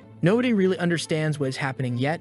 They only know they are in serious trouble. The man enters stomping heavily without caring about who is in his way. A tall, very strong blonde man asks who is swinging a sword inside Ashton County's mansion. With an inhumanly large body and an arm the size of a waist, the Baron discovers it is Dylan, the Count's heir. He keeps taking heavy steps, and the heir is not alone, being accompanied by his guard. Dylan keeps walking without saying a single word, only showing off his strong physique. An enemy knight holds a dagger and trembles in fear as he points it. The strong man just stares at him. Then the knight learns to fly as he is thrown out through the window. With a threatening look, Dylan tells them to stay still. People whisper about him being the strongest in the kingdom, but the warrior only cares about the boy, and soon they point to Sir Rawl. The heavy blade is stuck into the ground, and the big guy picks up his little brother. Smiling, he lifts Rawl into the air and asks how he's doing, if anyone is bullying him, and even if he's eating and sleeping well. Dylan wants to know if his little brother is really okay, and the young master just wants to be back on the ground because he's dizzy. The man says Rawl has grown a lot in the last 2 months, but not enough because he needs to have big muscles like his. Rawl asks if he came from home like that. He confirms, saying that clothes are uncomfortable and it's cooler to show his body to everyone in the capital, and the boy laments the hair walking around shirtless. Messing up his brother's hair, Dylan says a man has to stay healthy. Giving a threatening smile, he says that if he had a wonderful body like his, for him, the clownish relatives wouldn't have even dared to draw their swords. Then the hare asks about ending this and questions how they have the courage to draw swords inside Ashton's mansion. The Golden Bear's guard draws their swords and points them at the enemies. Everything will be fine, but Rawl wonders why his brother brought the runner-up and all the high-ranked knights who could wipe out the Baron's family. Speaking of which, Gendar is very nervous, realizing that the attempt to turn the tables didn't work. The fourth son of the Randall family is very busy hiding. The knights from the Republic of Brennan, whom he considered his secret weapon, all turn their backs. Smiling, Dylan wants to know who the people gathered there are. He spots someone trying to hide, and discovers a Randall among them, calling him over to greet him as a brother. Having his shoulder hit hard, Hafal says it's been a long time since the two last saw each other, and Dylan asks which son he is. The big guy asks if he still bullies the younger kids along with the third and sixth, and the redhead defends himself, saying that was a long time ago. With his frightening gaze, the Count's heir asks if he is getting angry and stuttering. Hafal denies it. Dylan says he had fun and warns that he won't be able to talk. He keeps acting like that and starting the family problem. He tells him to stay out of it. Kaima, the hare, asks if he wants to stay and chat, but wisely Hafal quickly says he has things to do at home. And before he leaves, Dylan sends the warning that if the firstborn comes to him, he will accept a duel. The Count's heir then asks the others to leave because now it's a family matter. Scaring the enemies, he says that whoever drew their weapon must stay to have a little chat. Grabbing his sword, he starts the conversation by asking what good news they have. Then he asks about the document the Baron is forcing them to sign. Still on the same night of the incident, Rawl thanks his brother but asks if he wasn't a bit too extreme, which his brother doesn't really care about. The young one remembers all the people he brought, also remembering that he has a wife and son, but Dylan just laughs, saying he only gave necessary help with the best people. The youngest contacted his brother the night before and believes he must have rushed to gather everyone to come to the capital. Then the big guy asks why he thinks their father gave him the seal and says it was easier to handle things because he came. Rawl agrees that the hare's arrival made things easier, and his brother only got there quickly because of the portal, which must have cost 3,000 gold coins. Curious, Dylan asks what he plans to do with about 30 people, and Rawl quickly says he will make everyone pay without forgetting a single one. But the young master remembers that they are still relatives and asks if their father would be okay with that, and the elder says he never got an answer, so he should take advantage of that. Rawl believes it was Dylan who planned everything, not Melvin, since the cafe link said the young man is very political and good at calculations. Combining brain and muscles, the boy thinks that he is definitely stronger than normal. Dylan thinks his brother is too, and besides saying he would just cut off the relatives, he praises him for the good work. Rawl says he didn't do anything except charge forward. But the big guy finds it very cute, saying that he wrote the report and won the duels. The boy tries to resist by telling him to do that with Libby. He says he wants to, but his wife won't let him, even though he's the father, and when shaken, the young master understands why. Getting serious again, Rawl shows his brother a document proving the lineage between him and the Baron and asks what they should do with it. The houses of the 27 people who asked for the removal of the seal are in his possession, and Dylan says he can do whatever he wants, offering help with that. The boy is shocked because it's worth at least 100,000 coins, and he believed the family would take charge since it's a relative's dispute. The hare explains that it's the reward for dueling them, rightfully his, without worrying about others,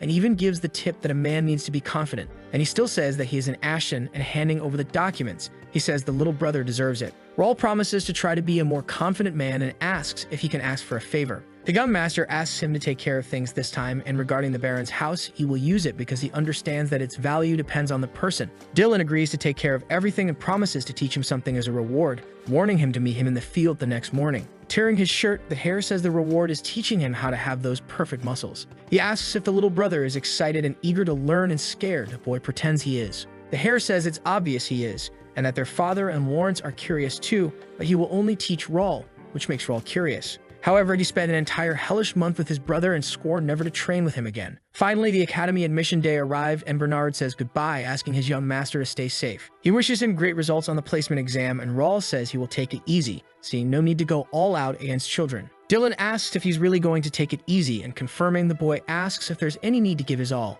The big guy agrees and says he'll come back when his admission ends, asking him not to worry about him and to do whatever he wants. It felt strange because Rawl thought he would say to give his best, but he can take it easy and graduate from the academy, which is an excuse to stay away from home. Thinking about getting along with the kids already makes him tired.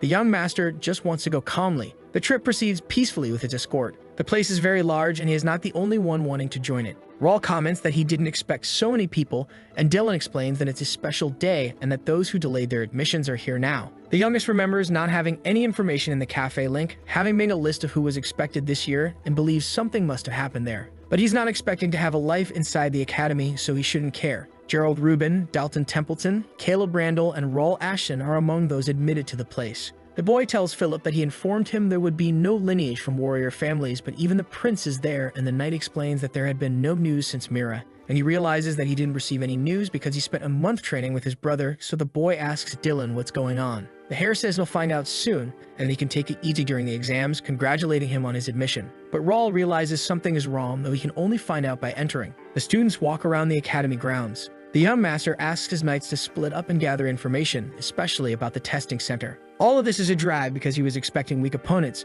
but it's clear there are many high-ranked nobles. He says he doesn't want to compete with kids his age, and Philip thinks it's an order, but the boy was just talking to himself. Rawl plans to stay calm since he can still continue with his plan, and soon someone announces for everyone to be attentive for the ceremony. The man on stage welcomes everyone to the Reuben Kingdom Academy and says he will now introduce the team members. The young master thinks he doesn't need to pay attention since he researched all of them, but he is surprised by who will be the temporary vice president of the academy, as well as president of the Magic and Administration Department. And the man is Alfredo Gray, one of the 3 sages of the continent and an 8th Circle Archmage. Rawl wonders why he is there. He climbs the stage and gives greetings, reinforcing his temporary position at the prestigious and venerable Reuben Kingdom Academy. His illusion and vision magic are unmatched, and he is also known for his alchemy. Once again, Rawl wonders what made him come here. The man is known for wandering the lands, nicknamed the Nomad Sage. Even the Grey Tower needs to occasionally request the location of their master from the Information Guild. And the young master wonders again if this person will really be the Academy's temporary vice president.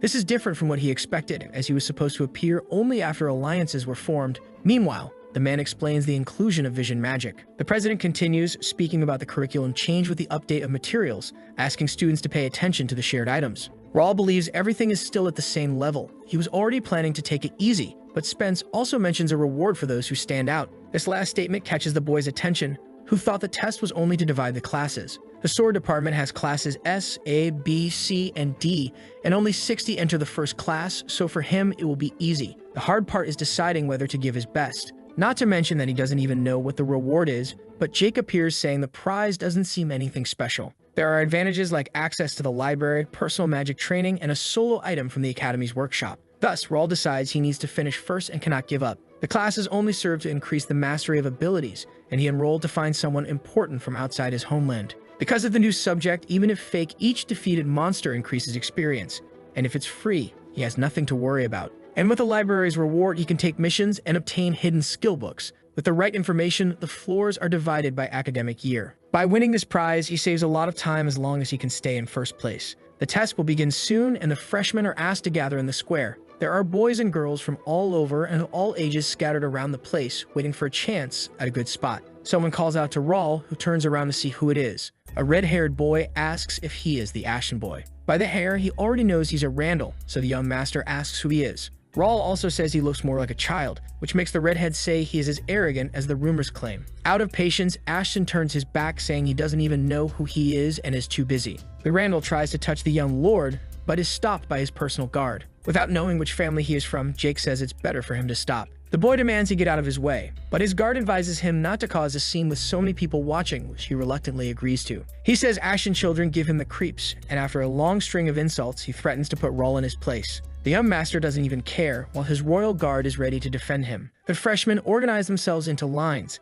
In the audience, there are several seniors cheering for their families, and Raul manages to spot the big names. The best mag in the kingdom is from Duke Marquis Templeton. The McNeil family has an intermediate axe master, Marquis Clifford, and the Randall Viscounty is on the rise. The three families have students enrolled and great influence inside the academy, making it clear how the place operates, while Jake thinks about the ladies. The knight is also confident his master will take first place and is curious about the faces the others will make. He asks if those are not family members. The blonde wants to deal with the situation, but the boy says he'll settle everything later. Raul checks the exam instructions and the list of freshmen. All those well known in his past life are there, especially Dalton Templeton and James McNeil, who will reach the master level in 10 years, making them not easy to deal with. It is announced that the first test will start soon, and they should head to the small auditorium. Anyway, the boys are just kids, and Raul is confident that the top spot is his this time. They gather in the room for the placement exam. The first test is a written exam. Smartly, Raul didn't need to study for this, as the cafe link has all the information he needs for a fishing method. With the test completed, the second test is the physical strength exam, where they must enter the gymnasium in groups and follow the instructors. As soon as he enters, Raul notices something strange. It's a mana restriction field. The instructor explains the reason, saying it's a place solely for the physical strength test, and asks the students to step forward when their name is called. The device being used is a strength meter, which is definitely a punching machine. The next one is called to take the test. With all this strength, the boy prepares to punch the machine, giving it his all for a good score. Student 202 achieves 1,418, and the next one is called. Raul realizes they record the highest score from 2 attempts, and the measurements seem to range between 1,000 and 1,500, concluding that it's not that high. He observes the guy who has 43 stamina and 50 strength, ranking him among the top 5 in his group. Raul wants to know how good he is. The academy officials are gathered at a large table. They are watching the tests through screens, and so far, the scores are good for them. Being the Kingdom of Knights, the scores are generally high, with the freshmen's quality being greater this year, and they believe the enrollment surge is because they heard about Gray. He says the newcomers under 20 years old are scoring above 1,000, which will surely scare the boys from Leslie Academy. They ask him why he agreed to come to the Reuben Kingdom Academy,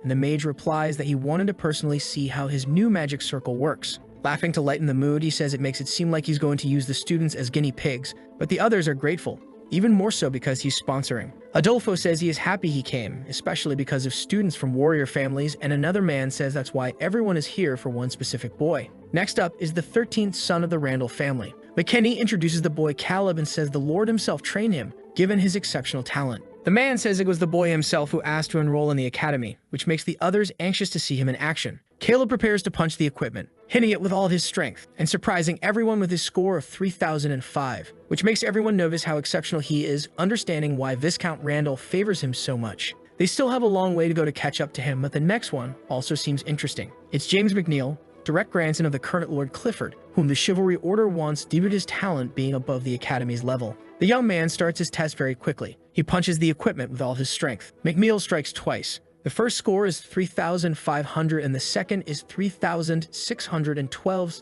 surprising everyone by surpassing the average with a new record. It is the highest number ever recorded by a freshman. Gray thinks it's incredible, saying that when the machine was installed, even the best mates barely reached the average, leaving Randall not very pleased. Then they call attention to get ready for the next one. Coming up is Dalton, grandson of a swordmaster, making his first public appearance. The young man takes his test. However, his score is 2,900. Everyone in the room is surprised, but not for the same reason as with the other freshmen. They ask what's wrong with him for having scored lower than the previous ones. He delivered the blow with one hand behind his back. The teachers watch the screen closely, wanting to see Dalton's next move. His second score is 3,008. Gray reveals that he forced him to enroll in the academy, and that's why he doesn't seem very happy. The others are really surprised that Dalton managed that score with a hand behind his back, which doesn't please Randall, who suggests they take a break. But the man reminds the redhead that at least one of the famous families is still missing, and McKinney says they don't need to watch. He says rumors claim the boy only got in by recommendation from the family, and that he is only 15 years old, almost or 19.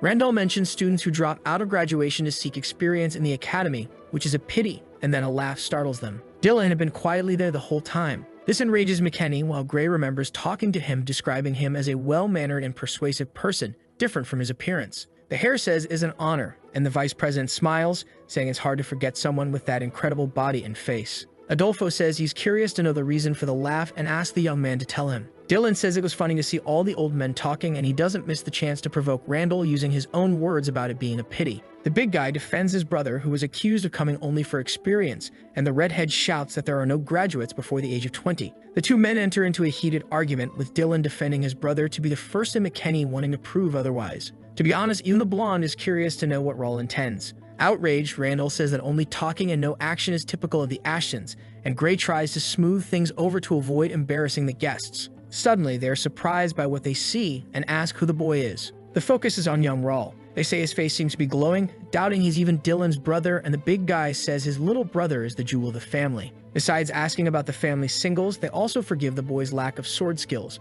Randall asks for silence from them. And the hare knows that the old man knows about his brother's abilities because of the incident with Gendar. He also wonders if Raul will take it easy, but he wishes that he gives his best because of the commotion in the room. The youngest of the Ashtons walks majestically. Then he positions himself for the attack, giving it everything he's got when he strikes the equipment. It's perfect for those watching the show, but his score is 2,999. Even so, it's impressive for a 15-year-old boy. Everyone prepares for Raul's next strike, while everything is going according to the boy's plan. People in the room hope his new score won't discourage him because of his age. Raul gathers momentum for his strike. Then, with all of his strength, aims at the equipment, and everyone in the room cheers at the spectacle. Dylan is very proud of his little brother. The young master achieved 3,615, exactly 3 points higher than the highest score. He is too smart, really planning everything carefully. Even the other students are surprised by the boy. The instructor then asks Raul to return to his seat. As he walks, the others watch him, still shocked. Ashton sits down and his companions are quite scared of him.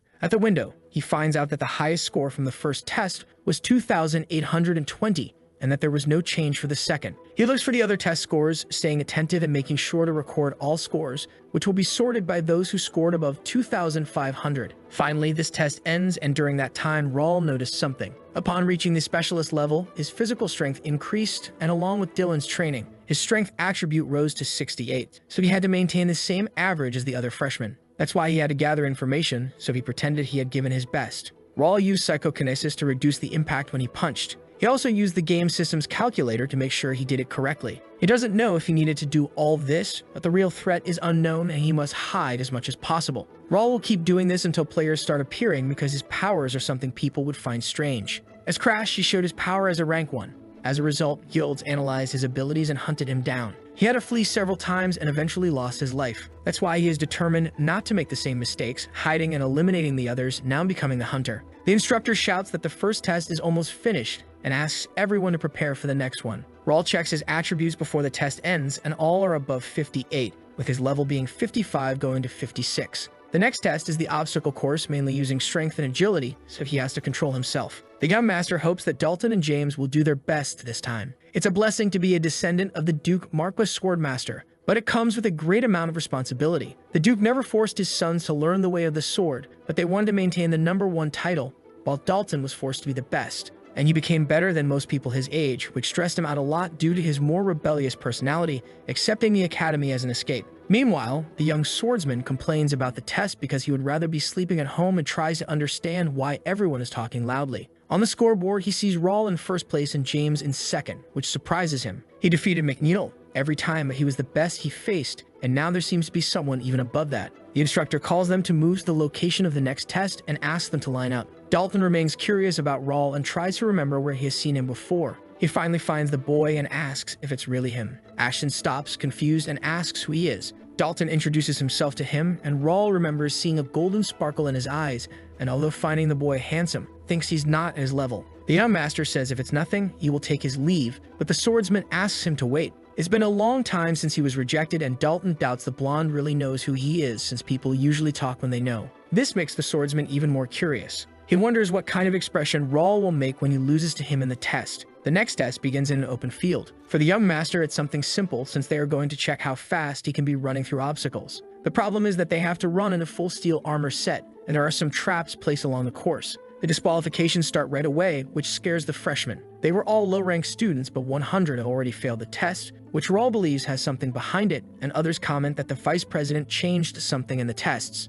Some test times are 13 minutes and 22 seconds, another 12 minutes and 52 seconds, which the boy thinks is problematic, and he watches to see if others will be faster. Shortly after, the best record was 9 minutes and 12 seconds, which for Raul isn't a drastic change. The next group is about to take the test, so Ashton decides to start getting ready while Dalton, drowsy on the ground, asks if it's already time. The swordsman finds it all boring. In the guild chat, Raul exchanges information, and nothing interesting is reported besides the best score being 7 minutes, and he asks them to keep the group updated. Being number 285, the instructor explains to him about traps and obstacles being illusions but the damage being real. If the registered damage is greater than the armor can withstand, he will be disqualified. Then number 285 begins his test. The armor is very old as well as heavy and complicated to move, so he understands why so many failed at the beginning. But it's nothing major for him, who became stronger after reaching the specialist level. Obstacle number 1 is the torrent. Raul thinks about the illusion magic that makes everything so real and wonders how many mana stones they used just for the test.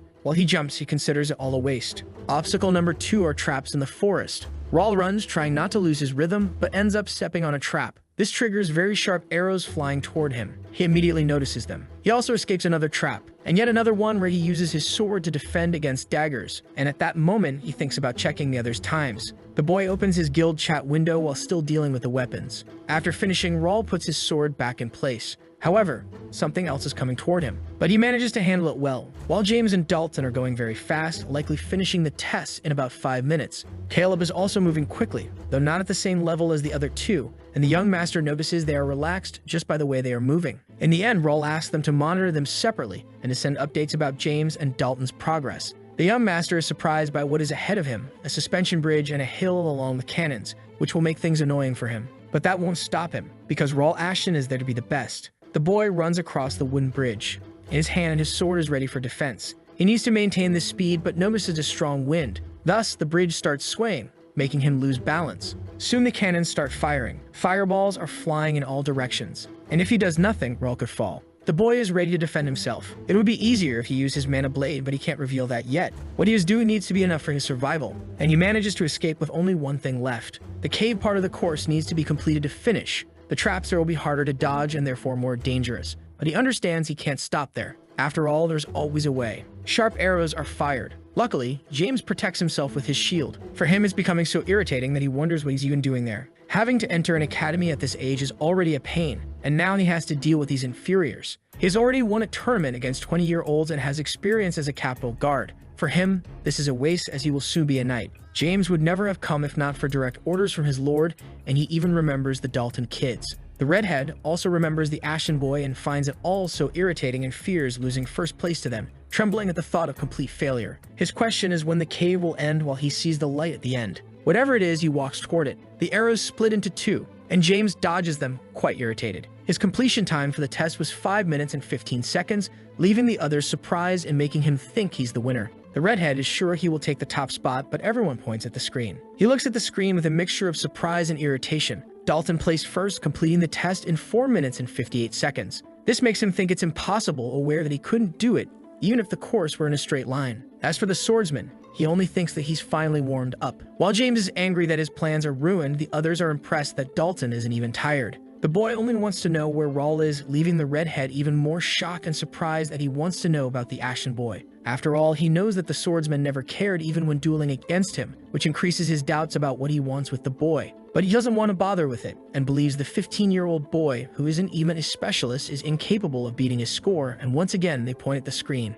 This time it caught James even more by surprise. Raul came in first place, finishing the test in 4 minutes and 55 seconds, with only a 3-point difference from Dalton, and Caleb ended up last. The freshmen wonder how he is doing it. Meanwhile, Ashton is calm, managing to do things just the way he wanted. Angry, James wants to understand what happened since Raul isn't even a specialist. But Dalton is finding everything more and more interesting, realizing that life at the academy won't be as boring as he thought. In the room, the adults are also surprised that the boy Ashton was the first again, which means he will stay at the top. They congratulate Sir Dylan, saying the whole show is amazing, and he shyly thanks them. Their curiosity lies in whether Ashton's county teaches ranger techniques at such a young age, and the man had hoped Raul would be more straightforward than James. Dylan says that his brother is very special in the family, having learned various skills. He had to respond to them, but even he did not expect Raul to pass through that course in that way. James went through the obstacles, destroying everything, just like Dalton with his longsword, both using what their families are known for to get through the course. Raul used the two-handed sword as an Ashton would have, but his extremely precise movements were far above expectations.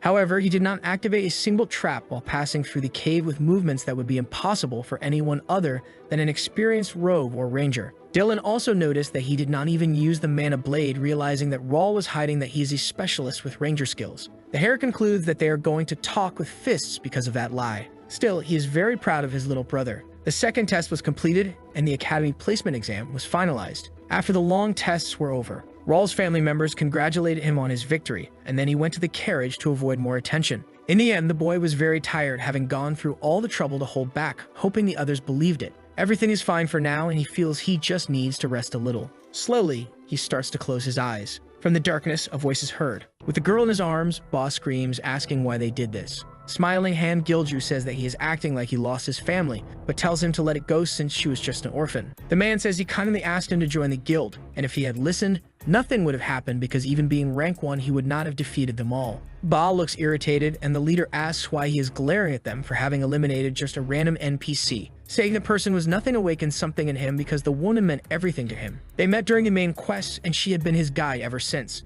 Spending over a year protecting the girl, she was basically his family, and he simply lost her to a guild that was irrelevant to the mission. Han keeps laughing and tells him to go ahead since he was already thinking of eliminating him, and he orders his men to do so. The knights attack, surrounding Ba, who is still holding his only family. An energy passes between them. Daggers and any weapons on the battlefield strike the enemies. Ba is almost there in his revenge. With the swords, he uses psychokinesis to form a circle, and they head toward the guild leader, Daesung. This terrifies the man who knows Ba is rank 1 but still thinks it's too overpowered. He complains about the gacha company for only getting crappy skills after spending so much money. Han senses the danger and chaos he caused in his life. The hooded figure is standing, aiming at him. But before delivering the final blow, Ba wants to know why the guild is eliminating the NPCs. He demands an explanation. Ba asks if he is not afraid of the penalties. Eliminating quest NPCs is extremely disadvantageous for players. It causes accounts to be permanently deleted and all related accounts to be banned. The mission continues with new NPCs no matter how many times they are finished, so Ba asks why he risked the penalty. Smiling, the man asks if he really thinks they fear a penalty, and says that only commoners like him care about that because many people are willing to do it as many times as they want. Ba grabs him and demands he answer the question, but Han says he doesn't intend to, since he is about to be eliminated and is not afraid because he used a resurrection potion. This makes the hooded figure furious, as it confirms the rumor that the man is the grandson of one of Korea's biggest companies, and the leader says he will have to kneel. Holding the enemy's head, Ba asks if the person with the most money wins both in real life and in the game, but that doesn't change what he thinks. He then drops the man unconscious on the ground. That day, he swore before the girl he could not protect. The young man cried with the lifeless body of his only family, wishing she would come back. Ba's promise is that he will eliminate him until he gets tired of dying in the game and will eradicate the Daesung guild from the Connexo world. Raul Ashton's eyes open. This is the first time he dreams of his past life. Something feels strange to him, just like how he couldn't keep the promise he made to that girl, and suddenly something appears in his field of vision. He is puzzled by the icon he has never seen before and wonders if it is related to the notification he just heard. It's a warning of an update that will happen in 1 month with an open dungeon, a portal system, the release of some NPCs for missions, and a new guild system. Raul immediately thinks that this means he will see that guy again soon and intends to protect the girl this time. The only problem is that he can't predict the exact moment of the update, so he doesn't feel prepared enough. He has 1 month and knows that nothing will happen right after the update, but he fears missing the chance and ending up delaying his plan. The young man wants to master the scenarios and gain as much as possible before another player enters, as future decisions depend on the time he has. Raul has a lot to do, especially expanding his guild. He needs to plan everything very carefully overnight. He stayed up all night planning everything and made the most efficient and concrete plan. And he is not the only one thinking about what to do. Silver Zero, the leader of the Imperial Hunting Dogs, starts the meeting. It is reported what happened first, with the king only appearing at the regular meeting, the absence of the Sword Emperor, and the highlight being Freshman McNeil. The redhead tells the order from the base that exactly in 1 month the grand plan will begin, which the others celebrate as everything being a success. But the man demands silence, saying this is only the first step, and asks them not to forget their functions, which are more important at the moment. Silver Zero asks number 7 if he finished the investigation in Mira, and he replies that it is complete but uncertain because the involved kingdom made it difficult. He says he is sure the Randalls are involved, but the other thinks it is nonsense that the exiles to Mira invaded the camp. Another piece of evidence he uses is that they declared victory, as well as the power armor equipment and tracking spells pointing to that. The other disagrees, but the leader tells them to stop, wanting to know what else there is to report. Several reports that the youngest Ashton showed himself and that he and his group did not appear near the base, only staying in the city, and Silver asks if they were together. With the denial of the families working together, the leader asks to exclude them from this, and the next report is that they saw someone who might be Gray. But the redhead asks to stop the investigation because the important thing at the moment is the grand plan about to start, only wanting to warn the Randalls. He asks Free about the academy since he thought James would stay in first place according to the plan, and the masked man says Raul appeared out of nowhere. Styx, responsible for the Ashtons, says he doesn't know what to say since the boy was useless, but started showing great skills this year. Silver thinks that a 15-year-old boy cannot ruin the plans and that he already had something planned to use him, but may need to change it. He says Gray is more important, and now it's 8's turn to report that a guild has been causing trouble in the underworld, but is almost dealt with. The leader gives the final warning that 1 month ensures there won't be problems and asks them not to lower their guard until then, and for them to remember that a small variable can ruin the entire plan. Finally, the next day begins. For Raul, staying up all night was exhausting, but at least he thinks it won't be a problem in the future, choosing to attend classes 3 days a week with main lessons. As he walks, the students comment about him, impressed that he got first place, being an intelligent, skilled, and handsome boy. But there's no reason for Ashton to care about them since the academy is just a small part of him. He's only there for a few things he needs, and Raul spots the list with the placement exam results for Class S. Besides the ranking, he wants to know if there is anything else. The mission reward is experience and 500 gold coins, which he thinks is very bad. He is curious about the extra reward. Although he wants to know, he understands it won't be much since it was a D-rank mission. In the classroom, while some students seem focused, others seem like they don't even understand why they are there. For Raul, they are as useful as he thought they would be. They are essential, but still just basic. The other students are avoiding him, even though he thought Caleb, Dalton, or James would bother him, but he prefers it to stay that way. The first day wasn't bad at all, and as Ashton prepares to leave, someone calls for him. In the boy's hands are the information about the benefits, and by showing it at the library or training center, he will be registered. He's also informed that Vice President Gray is looking for him, and thus he finds out that the extra reward is to meet the Great Sage. Alfredo is the legendary hero who fought against the Empire, and apparently the boy is going to meet him. He is excited but also worried. As soon as Raul knocks on the door, he receives permission to enter. Politely, Ashton enters the room, unable to hide his look of astonishment. The Great Sage welcomes him. With a smile, the Great Sage asks him to wait while he finishes signing some documents. Raul has never seen him before, but he is exactly like in the videos and photos from other players, a typical noble with an unusual aura around him. He wants to know more, just take a quick look, but he can't see his level or attributes. Gray surprises him by asking if he can see anything. Luckily, the man refers to the documents, acting as if he knows his every move. Nervous, Raul says it's very difficult to find him, but the vice president says he will stay at the academy for a while and asks him to wait a little longer. After all, he has a lot to discuss with Ashton, including about his eyes. This catches Raul off guard, who wants to know who this guy really is. Ashton's doubt is whether Gray truly knows about his eyes or if it was just a guess. He'll find out soon, since the man finally finishes his work. He is making the young master nervous, so Raul plans to be more careful with what he says. The Great Sage steps out to get tea. Soon the man returns and surprises the boy, who thought he would use abilities to make the drink. Adolfo congratulates him for coming in first place with an exciting performance, then says he wanted to see him to ask a few questions. Raul remembers meeting him at the test site and is sure he didn't do anything to attract attention. The doubt is what he is curious about. Because of this, he intends to give basic information and leave quickly. The young master then asks why the Great Sage is curious about him. Without much ceremony, Gray gets straight to the point and asks if he knows an organization called the Imperial Hunting Dogs. This makes the boy freeze and be left without an answer. 50 years ago, the Connexo continent was in chaos due to the invasion of the Kranan Empire, the four kingdoms on the brink of destruction. In that difficult moment, heroes emerged who risked their lives to stop them and push them back behind the monster mountain. And there was peace for the 50 years that followed, with conflicts between kingdoms being resolved during the fight against the Empire. They prepared for the next possible invasion. Gray built a tower to train talented people and roam the continent. One of the people he was looking for was an alchemist that Rolf saved, Nakia. He could have helped her when she was expelled from the association, but couldn't because he was handling other important matters. Having heard about Nakia's forgiveness, he went to Mira. He stayed there to take care of her and witness Rawls and his companion's generosity. He discovered the truth behind the conquest of the Imperial hunting dogs, that the Randalls took advantage of Ashen's work. Thus, the man realized the boy gave the credit to another family, avoiding the Empire's attention, and even being so young was preparing for the future. For Greg, he is the perfect man to be the hero of this world, and thus decided to watch him very closely. Now Rawl doesn't know why he is there, but intends to stay alert and doesn't even know how to answer about the Imperial dogs. He knows the man always gives missions related to the Kranan, but he can't mention them since there's no need to get involved yet.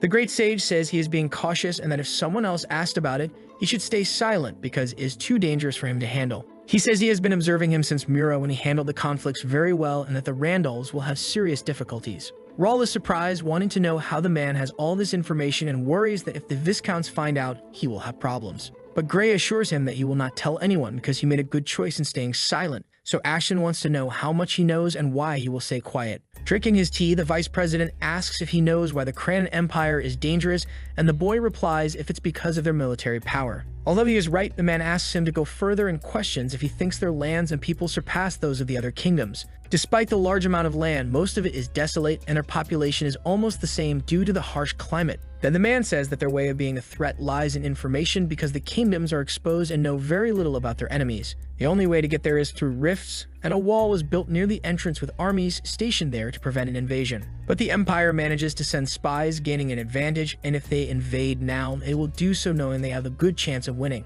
It happened the same way in Rawl's past life, with Kranan using players to start the war and close to victory. He died. Getting straight to the point, Gray says they need more people like him because the youth are their greatest chances of winning. Rawl thinks that if he is related to Nakia's growth, he might be useful, thus accelerating his own development and defeating the Empire. Adolfo says it is happening and that Rawl must remain discreet and make smart decisions, and the boy promises to do the same. He says it's late and plans to give the boy a gift for having listened to him for so long. Handing Rawl a small box, the man says he will need it in the future and asks him to carefully read the instructions later on how to use it. The ring looks very expensive and the boy can feel mana coming from it, so he asks if he is sure he can keep it. But the man insists, saying it is also a reward. Although he feels he did nothing to deserve it, Ashton liked it. The young master thanks him and Gray does the same, saying he hopes the rest of their time at the academy will be very good. Rawl was nervous, but in the end, it was better than he expected, now left to understand the gift better. Suddenly, he is startled when he realizes something. Gray's ring allows for perfect body transformation into a designated form, plus the additional effect of summoning the creator once.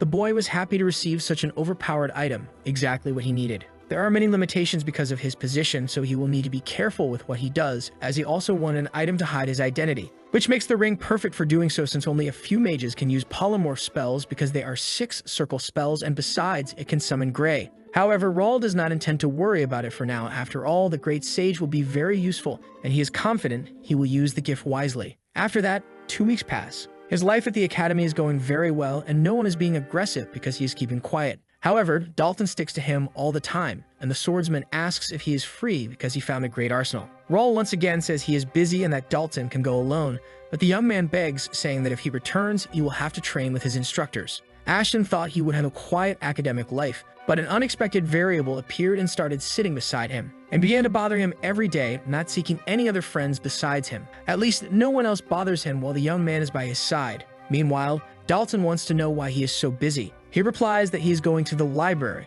so the swordsman should find someone else, which causes Dalton to be outraged that he lost and thus failed to stop Rawl from using the place. The young master suggests that he read a book to pass the time, but he prefers wielding a sword every day. Finally free from Dalton, the boy goes to the huge library. Despite the benefit, Rawl can only go up to the 4th floor, with only royalty and some professors having access to the 5th. Still, the 4th floor is wonderful, and only 50 students can have access to the 3rd. The young master needs to find useful books. Something special flies with its shining wings through the library. The little fairy doesn't find any new student or even a book. She thinks there might be something inside the bags. Seeing the student without much interest, she touches her head, changing her expression with the thought that the girl is always doing her best. For the fairy, it is always good to see them working hard, but it irritates her when someone dares to sleep in the library. For this student, the solution was a smack on the head. The boy, fully awake, is startled by what happened, and he runs away from there thinking there is a ghost. She threatens that if he sleeps again on top of the books, he will have an even bigger surprise, not forgiving anything inside the sacred library. The place is very enchanting. There are more useful skills on the second floor compared to the first. Raul finds the student's conversation about what happened strange. The girl talks about the student who ran out after being hit by the ghost, and laughing, the boy says he will be careful. The young master thinks it can't be that since there is a protection spell cast on the place, so for him, it must just be a story to scare people. The fairy is stressed by so many students bothering her, making her feel truly tired. Suddenly, something unexpected happens. She is surprised because it has only been half a year since she moved. The book can no longer ease her fatigue, and she wonders if she should move to another one once again. But the skill book could keep her there for about 1,000 years, which makes her worried, thinking if she should find one of the same level to stay in. There are only quality books in the library, and she fears not surviving even a year with this being her end. But she cannot let it be like that because she still has a long-term, unfulfilled wish. Suddenly, she feels something special approaching. The fairy senses a strong connection. She turns around looking for where it is coming from and stares at young Raul. To get there faster, she tries to give herself a boost while wishing it is what she needs. Then she jumps toward the books. Raul's search is not going very well. It is quite difficult to find a unique skill book, and unfortunately, he cannot use the one he picked up. The young man at least wishes to find something about psychokinesis, using information given by another user, though he thinks he could have asked more about it. With nothing else to do, he continues searching until he finds one that seems good. It is the book Acrobatic Horsemanship, a rank C combat skill. He notices an artistic touch and art ability before that which made up for it, so he will write everything down in his encyclopedia. Since space is limited naturally, he will have to delete old entries to learn a new one and register unused skills. The boy extends his hand over the encyclopedia, thus collecting everything he wanted. At least everything is going well. After being registered, a skill book becomes normal, and the same happens when any other player succeeds too, so he wants to find as many as possible. With the task done, he goes in search of another. Meanwhile, the fairy is spying on the strange human, finding it suspicious that he picks up several books with similar titles and reads the same parts several times. Also to her, it is very strange that all the books he reads are different from each other. She can feel something special because he can differentiate between them, and in a way it seems beautiful.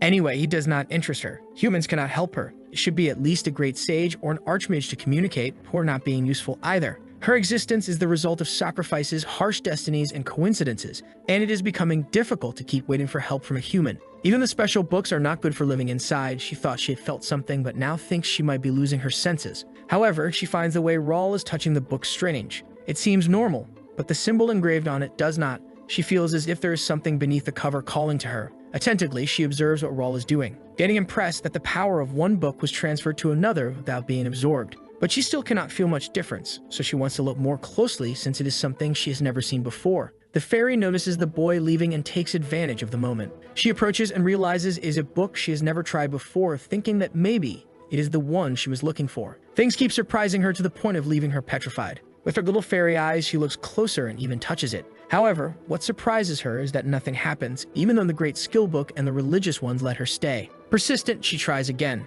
Desperate, the fairy wonders why it's not working without noticing what is approaching. Her eyes widen in a mix of fear and surprise. Innocently, Raul asks what she is doing on top of his book. He even becomes curious to know who this girl is. Thinking it might be a ghost or fairy, the young man notices her becoming transparent, seeming about to disappear. Meanwhile, she is surprised and asks how he can see her. Without waiting for an answer, the fairy runs away frightened. Although curious, he doesn't chase her and remembers her interest in the encyclopedia, understanding that she will come back. The important thing now is his search. The acrobatic horsemanship skill was registered and the enhancement efficiency increased by 10.5%. He has around 700 skills registered, which seems pretty messy, and Raul realizes that not even in his past life did anyone collect so much. His encyclopedia is still of rare grade, and he wonders how many books he needs to collect to see his true power when suddenly a voice calls him. Raul turns and finds that fairy again. She came back faster than he expected and curious. She asked about the book. The young man thinks he should have been more aggressive at first and asks if she shouldn't apologize for touching his things and why he should answer her. Although he is rude, the fairy apologizes and asks if he really can hear her, since that is something rare. Landing on the table, she decides to properly introduce herself. Her name is Ravelina Harriet Meridian, a forest fairy who loves harmony and order. Rawl also introduces himself as a freshman student and says that she doesn't seem like a common fairy, and Ravel explains that she is like a ghost, as he called her. Trying to understand the title, he asks if it is like being an inspector, which offends the fairy, who says she is just a fairy between life and death. The boy asks about her interest in the book and if she knows anything about it, to which she replies that it is special among all the other specials. Ravel says she doesn't know what it is about because, unlike the other books, it didn't talk to her, so she begs to take a look. To be honest, Rawl doesn't know much about the encyclopedia either and thinks that maybe she could improve the item for him since there is no risk of the fairy stealing it. Ashton then allows it, as long as she promises to tell him everything she finds out, and grateful, she agrees. He opens the book for Ravel to take a look. The fairy places her tiny hands over the pages and feels a lot of energy flowing through it. What surprises her are the sparks coming out, and she wonders how that is possible. However, the power of the book is so great that it ends up throwing her away. A little dizzy, the fairy wants to know how he really foresaw something like this, and that this book appearing at that moment is against the rules. Worried, Rawl asks if she's okay, but Ravel seems quite scared. She asks the young master where he found the encyclopedia, and he asks her to calm down since she was the one supposed to tell him about the item. The ghost of the library reveals that the book contains the power of the ancient creator god who is said to have disappeared. This is something that surprises the youngest son of the count. He asks if the power really exists in this book, but it ends up not being very interesting to him since he doesn't know about the god, and Ravel gets angry that he isn't amazed by the divine work. Rawl says she is right because he doesn't care about that part, and the fairy tells more about the book. Even though she doesn't understand much, she knows it is forbidden and lost its power. He asks how to reveal its true form, but the fairy says there is no way to know, as the stubborn book refuses to talk to her. When called useless, Ravel complains that he expects her to find out everything in such a short time and asks him to let her enter the encyclopedia. With the request, Rawl realizes she tried to sneak in, and despite the advantages, he doesn't want to let a stranger do that for free. Frightened, she asks why he is looking at her like that, and he says he doesn't need her since he can solve the problem on his own. Since it is getting late, the young master says he is going to leave. Ravel begs him to listen to her, but he claims he is tired and says he will come back later to talk, making it clear that he doesn't even know if he really will return. The fairy pleads for forgiveness for irritating him and explains that it has been a long time since she last talked to a human. Being more aggressive, he insists that he is very busy, and she tries to promise to be useful, saying that the book is very important. That is enough for the boy to start a good negotiation. The fairy starts crying desperately and asks why he doesn't trust her. Trying to resolve the situation, he says that's not it, but Ravel only cries even more. Rawl apologizes and calmer, she accepts it. However, he says he still cannot let her enter the book because it is very important to him, and so he needs to know her story first before deciding. The fairy agrees to tell her long story because she trusts him. A long time ago, there was a great war throughout Connexo that involved various races like gods, demons, and even extraterrestrial entities.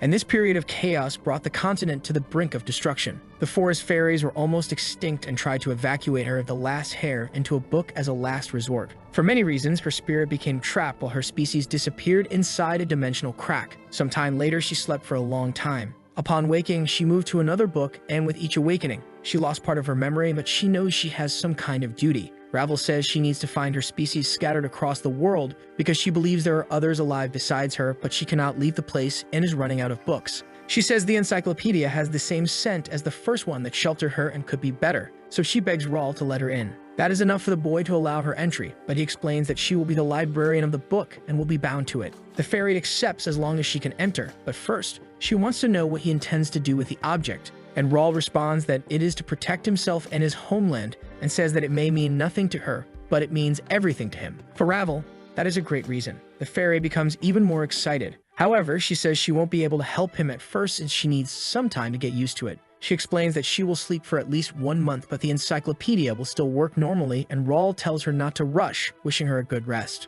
Ravel thanks him, saying she will help as much as possible. The little girl lays down on the book for her long rest, and that's how Rawl got himself a pet fairy. Time passed quickly after he met Ravel, and now there's only 1 week left until the update. Rawl still has a lot to prepare but is running out of time, and the boy looks terrible. However, Dylan thinks he looks great and says that Rawl was right, asking his brother how he knew. Was it some prophecy? The boy asks what the prophet said. The big guy says it was quite strange, explaining that in 1 week the missing things would return, and it would be necessary to open the door and harvest the fruit. For the younger one, the prophecy is very vague, but he can't just ignore it. So he asks how the sanctuary reacted, and Dylan replies that they just went to prepare. Rawl wants to know about the nobles. which makes his older brother laugh because they took it as a joke, and he would have done the same if it weren't for Raul and the precedents, which are not few given that the Sacred Empire is an alliance of a small city-state with other medium cities, governed by the Pope. The place holds the imperial title due to religious influence, designated to be an impenetrable domain, and they announce many prophecies. Raul shares his concern that it might be too late if something happens, but Dylan says he has already informed the other families how to react. Excited, the elder asks him to stop worrying and show his strange skills while they work together. The Ashtons never forget something they are interested in, so he took Raul's words about the update seriously, claiming it was a prophecy. But ever since Dylan discovered his psychokinesis, he has been nagging Raul to show it off. The brothers are at the training field. The young master is training with his new sword. Dylan yells about the warning for him to stop relying on abilities and focus on physical growth, but his brother can't get used to it. Raul only started training because Dylan kept insisting nonstop, but his body and psychokinesis evolved and his muscles grew. Meanwhile, his brother only has a single focus, which is physical strength, but despite that, he has many weaknesses in combat skills. He needs to become strong because the enemies won't be easy. The boy understands that Dylan knows the difference between them in each duel, soon realizing there is no way to surpass him without finding an appropriate skill. His plan is also to make the people around him stronger, and so the day passes. Raul is almost done with the tasks he needs to finish before the update, but what bothers him is how people are acting normal even knowing about the prophecy.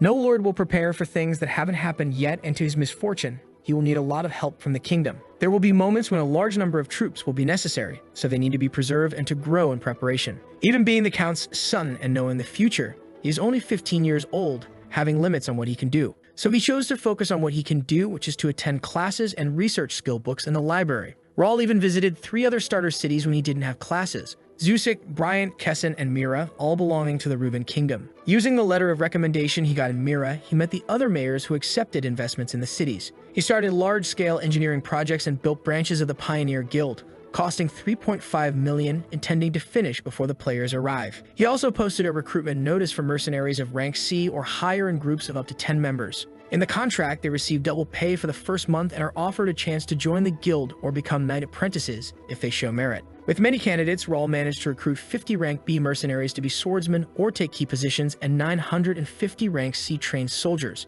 He spent 30,000 coins hiring all of them, and it will cost him even more to maintain them. But the young master believes it will be worth it. After all, you won't have to worry if a high-level battle happens, while others think it's crazy even saying nothing might happen. Raul asked his knight if he called the guild members, and Philip says they were divided into 10 groups, finished training, and then he also summoned the common knights. Ashton asks him not to let his guard down and to remember the mission they will have tonight. 6 knight apprentices were promoted to common knights, 9 common knights became regular guild members, and a few others became affiliates. Now, feeling everything is complete, they will carry out their first public action as Pioneer Knights. Raul goes to check the group's attributes. He chose talents of potential rank B or higher, and yet they are better than he expected, sparking his curiosity to see how strong they will become. Thus, the young master did everything he could to prepare for the update. Now he hopes everything goes as planned with just a few hours left until it happens. Silver Zero demands the report. The royal family has taken no action besides increasing patrols, and Templeton is in a similar position. The same goes for the McNails. The leader asks the 6th if the Ashtons are usually religious, which is denied. Despite their good relationship with the sanctuary, they don't follow it,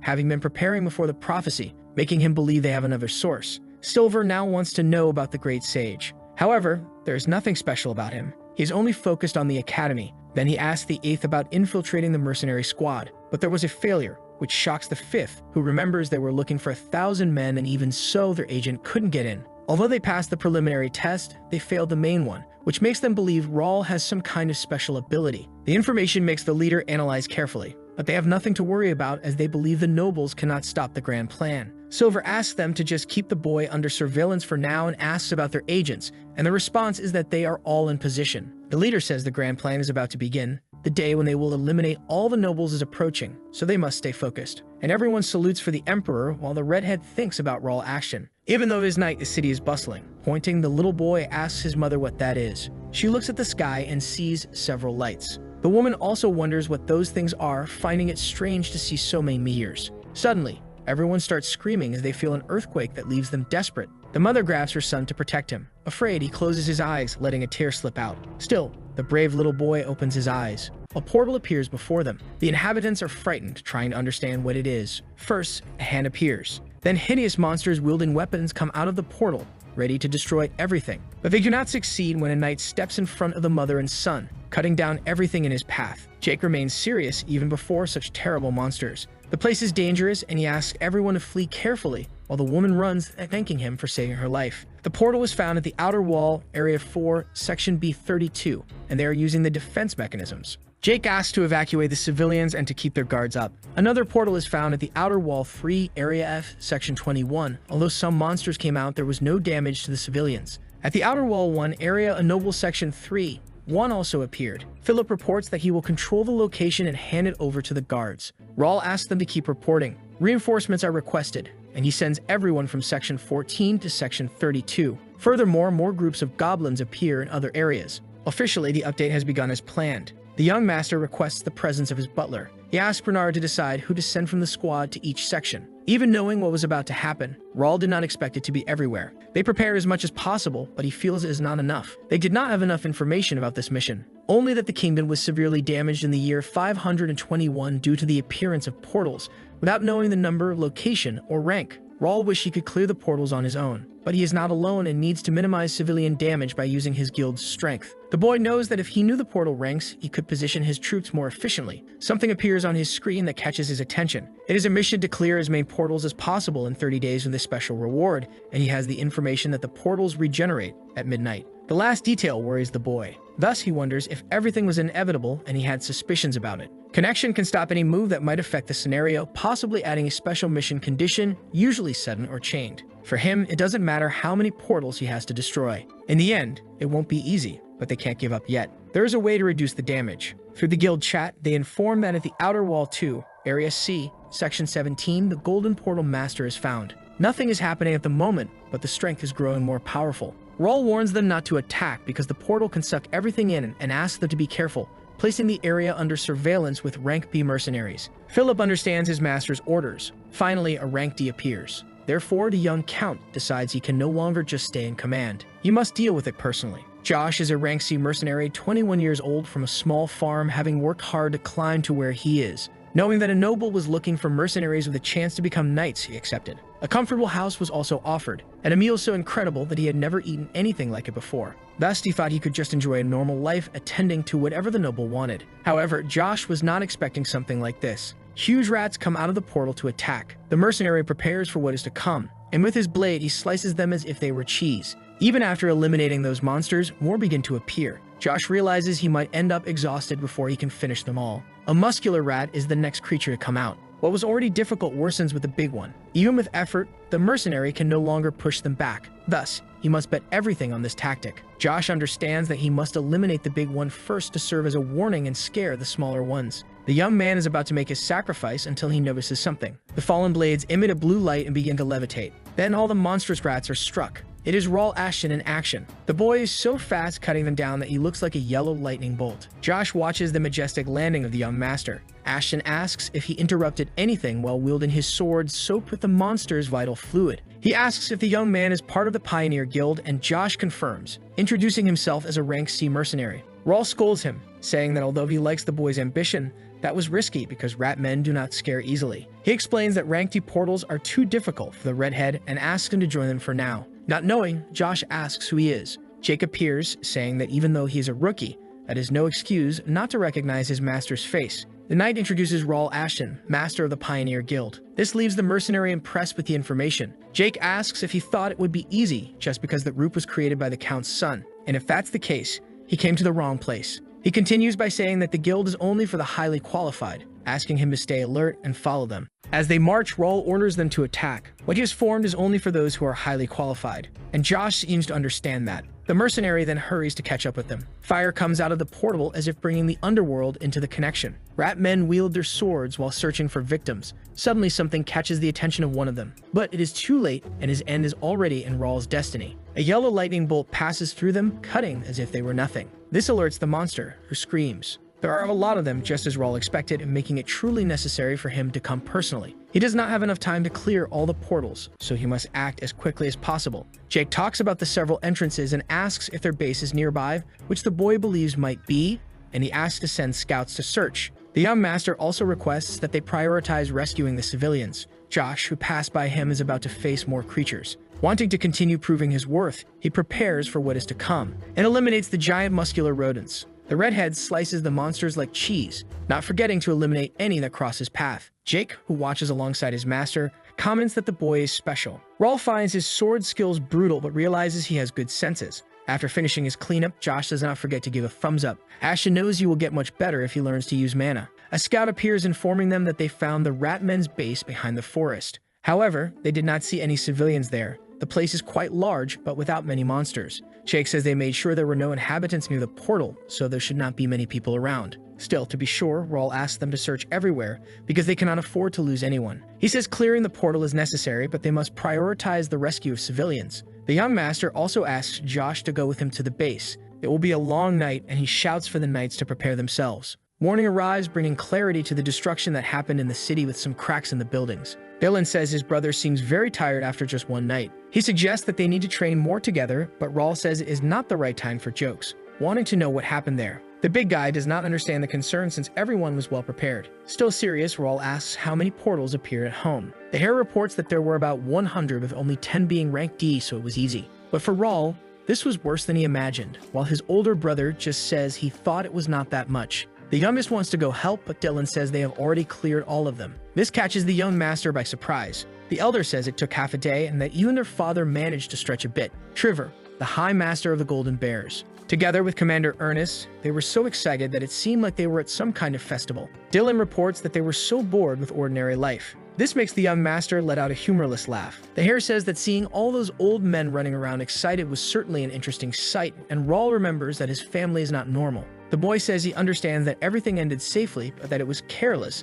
since he had warned them to leave the rank D portals alone because they are dangerous. Dylan asks why he should do that if it meant waiting for him to come and solve everything with his mysterious powers. He says the county is powerful and that their father and they are not so weak, so the boys should not worry. The hare also says that they are always prepared for an enemy and that the number of portals does not matter. Still in his speech, he makes it clear that the Ashtons are not weak and therefore do not need his mate's help. Dylan says that a few hundred portals are easy for them to handle, and at that moment, the boy's eyes begin to droop. Realizing this, the big guy shouts his little brother's name. He tells him not to worry about the house, to do whatever he wants, because he and their father will always cover for Raul. And the youngest son of the count seems satisfied with his older brother's long speech. Raul says that he is right and that he was very arrogant to worry, leaving Dylan satisfied, who says he is still nowhere near being a big guy in front of him. The elder remembers something he needs to tell him and asks why some portals did not disappear after being cleared. This information is worrisome for him. At the meeting, it is also a surprise for the guild. Raul tells them about the rank E and D portals at his home not disappearing.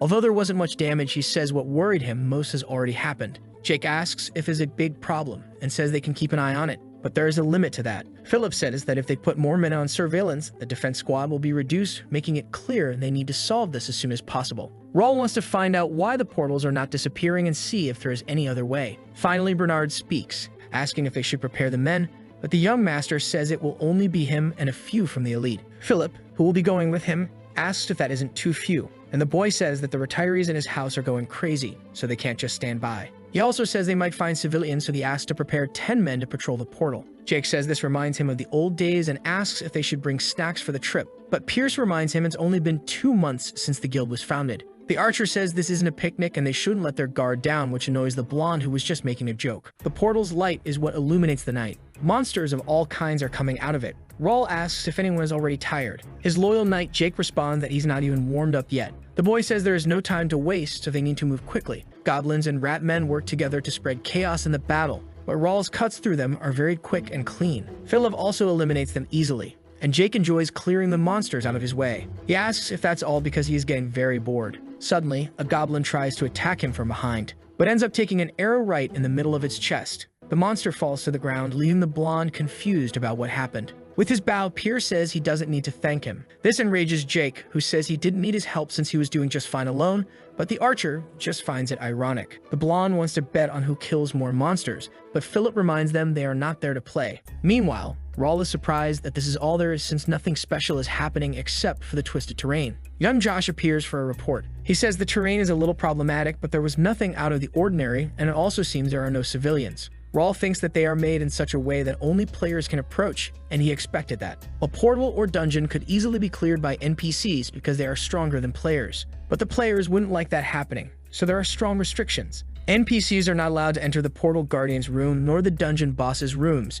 Even being strong, they cannot clear the portal. That's why Raul needs to come up with some plan. A hidden mission appears to eliminate the portal guardian, but the young master has no time to waste. He asks everyone if they also saw the notification. Philip wants to know if they need to find the portal guardian personally, since he believed there wasn't one among those they fought. Then Josh asks if maybe it could be the one he is pointing at. Just the creature's step makes everything tremble. The corrupted dark goblin, much bigger and more powerful than the ones they faced, illuminated by a specter, is the portal guardian with rank E. Seeing the monster coming toward them, Philip states the obvious, that it must be the guardian of the place. With a smile, Jake asks if it came to them on its own, saying that it's definitely worth its size. Wanting to show courage, Josh says to leave the monster to him, which is denied. It is Raul who will deal with it alone, and asks everyone to move away. Seeing his powerful aura, the redhead quickly falls back. Even Jake asks what is wrong with the young master, but Philip doesn't find it strange and defends that he always leads the battles. The reason is because there is no reward for NPCs, and Raul also does not expect much from a ranky portal. The size difference between the young master and the boss is gigantic.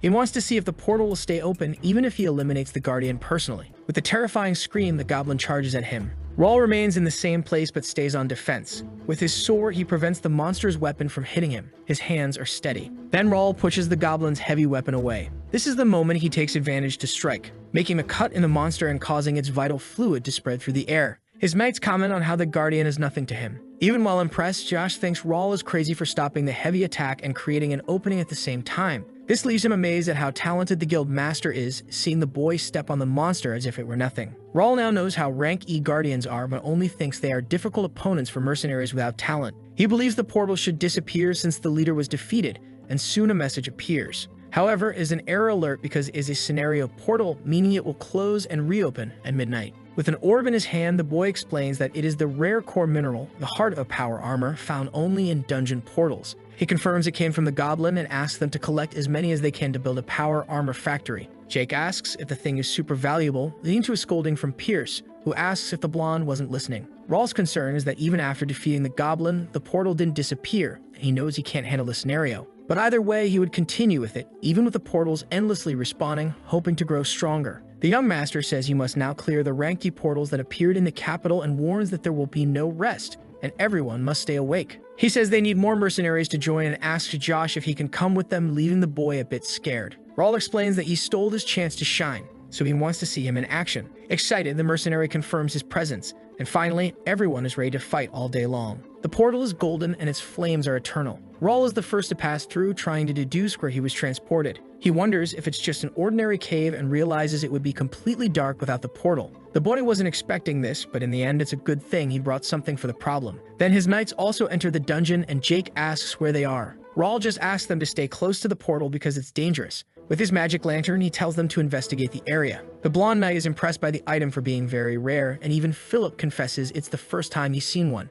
Raul says to look around and asks them not to spread out, and in case of a fight, they must stay together. To Josh, he says that his first mission is to take care of the lantern, leaving the boy scared because it is such a precious item. The young master explains that he is giving it to him because he trusts him and asks him to do his best since he's the guild's rookie. His words leave the mercenary in shock. Realizing he is now part of it, the redhead says he will protect the lantern with his life. But what Raul thinks is that he is lucky, though Josh cannot know that. The young master knows the boy will soon become a rank as mercenary and be hailed as a possible candidate for mercenary king. Back to business, the boy asks how things are going, and the archer reports seeing multiple movements and is sure they are exuding a hostile aura. Suddenly, Pierce notices something. He quickly fires an arrow. The others can't see anything due to the darkness. Desperately, Jake asks if he hit anything, and Pierce explains that he can do it even with his eyes closed. With his powerful perception eyes, Pierce says they are all being surrounded. The creatures that were quiet on the ceiling start to stir. Raul asks them to be careful with the giant bats that attack wherever they see light, which leaves Josh worried since he's the one holding the magic lantern. The creatures go after him. The young master's order is for him to drop the item, but the redhead is ready for a fight, finding it absurd that they would try to challenge the rookie. With unbelievable fury, the mercenary attacks all those surrounding him. He doesn't want to let any of them escape. Jake comments to his master that the redhead has gone crazy for being way too motivated, but Raul is enjoying it and says to call it an admission mission. Josh asks if they're just going to watch, but his companions prefer that the rookie deal with the problem on his own. The knights walk alongside their young master through the cave. Jake says they are deep inside and so far have seen nothing and asks if the cave only has bats, and Philip tells him not to lower his guard. He says that the young master is vigilant, so the blonde should be as well. Josh, who is behind Raul, seems curious. The redhead then asks the knight how strong their leader is. Philip says it depends on his definition of strength, but that the young master is getting stronger every day and lacks nothing as a member of the Ashen family. But he surprises him by saying that judging by sword skill, the boy should be weaker than Jake. The knight says that although the blonde looks like an idiot, his sword skills are incredible. While they talk, something catches Raul's attention. Philip also notices there is something ahead. They are armored scorpions, level 45, rank D, with acid venom and steel armor. Jake smiles despite thinking the creatures are horrible, and Philip asks them to be careful because there are many of them. Raul knows that bats cannot be the main enemies. These creatures only appear in portals, which is why the knights don't know them. He says that if it's a mission, they need to complete it, and asks them to stay alert not to be hit by the venomous stingers. With a confident smile, the young master suggests they get started. The boy knows it is an elimination mission, and that you must clear it, not destroy the portal. But he says they can think about that after dealing with the monsters. With his sword, Raul is ready to eliminate them all. The powerful steel armors of the creatures have a slight shine as they also launch their attack. The first one appears before the young master is cut down mercilessly. Philip and Jake also destroy the giant scorpions, taking care not to get stung. 3 of the monsters team up for a joint attack. Josh holds his sword while still keeping the magic lantern safe with him. He asks why the damn bugs are chasing him and doesn't even notice an enemy behind him. The scorpions prepare to strike him with their stingers. This leaves the redhead in disbelief at what is about to happen. Even so, he tries to defend himself. However, his concern is realizing he won't be able to dodge it. But before the stingers could hit him, swords strike the creatures first. Josh is startled on understanding why the swords are floating. It's just Raul using his psychokinesis with several swords surrounding him, forming an aura, and he asks him if protecting the lantern and fighting at the same time is difficult. He also says he feels like he's stealing his chance to shine again but wants to focus on protecting the item there. With his powerful ability, Raul sends all the swords toward the scorpions. Jake says their young master handled most of the monsters but thought he could stretch a little this time. Josh watches him and thinks he can't be real. Even though they said the boy is 15 years old, to him he is not just a noble pretending to be a knight, but truly the master he will serve. Raul hits the 50th scorpion, reaching the minimum condition to complete the portal. He tells his companions to go deeper, and Jake finds it strange, saying he thought the mission was already over. But the young master says that since they are there, they need to make sure, after all, a rank D portal is dangerous if left incomplete. The knight replies that he thought they would finally get out of this cave, and Philip asks him to stop complaining. Even after meeting the minimum condition, the hidden mission to destroy the portal has not appeared, and Raul understands they need to find the Guardian. He knows it is dangerous to leave alone and necessary to find it, even if it takes time.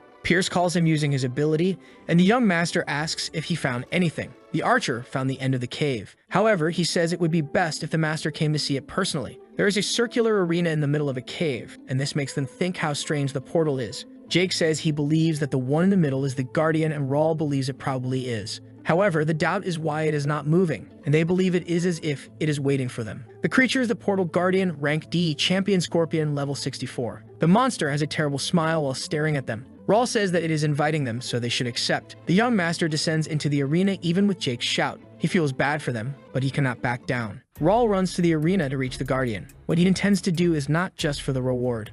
He tells the Guardian that it made him wait, so he asked it to fight with everything it has. And the creature is ready to meet his request. With a sadistic smile, the King of Scorpions attacks. And with his sword, Raul defends himself. The monster prepares its stinger for an attack. But Raul is faster and jumps, dodging being stung. This is the moment he takes advantage to strike the creature with his sword, but it's not as he expected. After all, the scorpion is also good at defense. Its counterattack throws Raul a few centimeters away. The two stare at each other with fierce eyes, ready to eliminate one another. The monster continues to maintain its defense against the attacks, and Raul studies its movements while executing strikes with his sword. The scorpion charges, ready for another attack. Philip, who is watching the fight, says that the monster is doing very well against the young master, and Jake says that rank D portal guardians really aren't easy. Worried, Josh asks if they shouldn't help since Raul seems to be struggling, but the blonde responds that the boy has a very clear advantage. He explains that the master uses a sword, while the guardian uses a sword, claws, and a tail, meaning the boy is quite relaxed. He says the young master also seems to be enjoying this fight a lot. It has been a long time since Raul felt like this, finally escaping all the boring responsibilities and focusing solely on this fight. However, he knows he cannot enjoy it forever. The young master is busy at the moment, so he will advance to the next phase.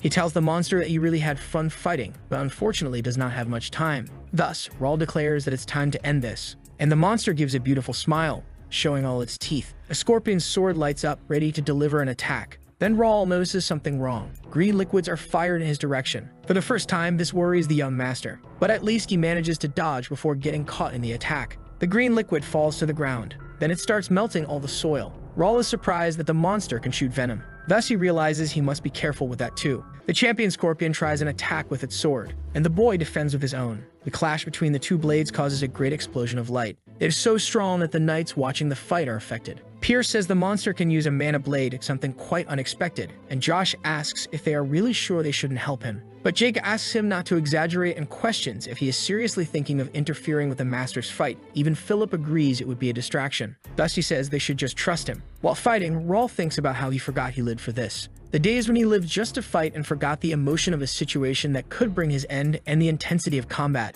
This time he will use all he can from his time as Crash, the supreme solo player. Raul knows this guy is not easy at all, having a mana blade and ranged attacks. He has high strength and agility, but his movements are simple and very large. But the young master can work with that. Pointing his sword, he runs toward the great scorpion. He wonders what the monster will use first this time, the sword, claw, or tail. With its terrible smile, the monster opens its sharp claws. Raul's eyes are attentive, noticing its next move. The only thing the creature manages to attack is a rock, as Raul has dodged it, which doesn't make the scorpion happy at all. Raul runs to attack his opponent once again. He then gives a great leap while his blade shines with mana. Thus, the champion scorpion's tail is cut off. This makes the creature scream. But Raul doesn't stop there and continues fighting. He makes more cuts into the giant and muscular monster. The young master says it was very good to have a nostalgic trip through him and bids him farewell. Everyone is impressed, and Jake asks if the master just got stronger. Philip says it hasn't been long since he reached the specialist stage. The knight also says it's only a matter of time until he surpasses his own sword skill level,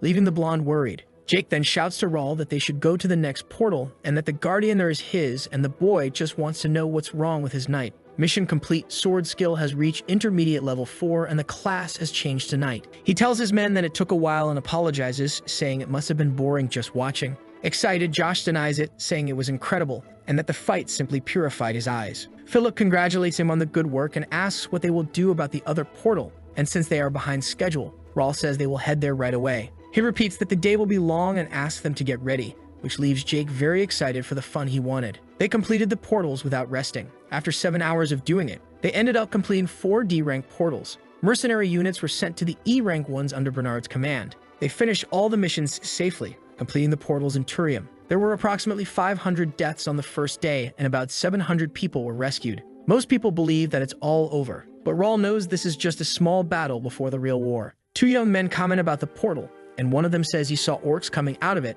and that most were dragged back into it. At the bar, the conversation continues with the bartender saying that's why he saw so many mercenaries and knights, and the man says they were prepared. Ladies comment that the actions were from the prestigious Ashton County and that the youngest son is the one in command. One of them asks what the youngest son's name is, and another says it. The sun shines on the Randall County mansion. The news also reaches them that portals are being neutralized in the capital Turium. The man trembles with rage, repeating the phrase that the prestigious warrior family from Ashton County has returned. The headline also says, "Chosen by the citizens, the man of the moment who is Raul Ashton." He crumples the newspaper and continues reading about the Great Leap possibly being a sign that they will start getting involved in politics. The man squeezes the newspaper between his hands. He says it's absurd and that everything they prepared was destroyed in a week, asking Brian if that makes any sense. The son lowers his head to his father and says he doesn't need to worry, but that only makes the older man's fury grow stronger. A scarlet aura coming from the father hits Brian. He falls to the ground scared. Brian struggles trying to crawl. The man says he had 30 children by the age of 60, and even so,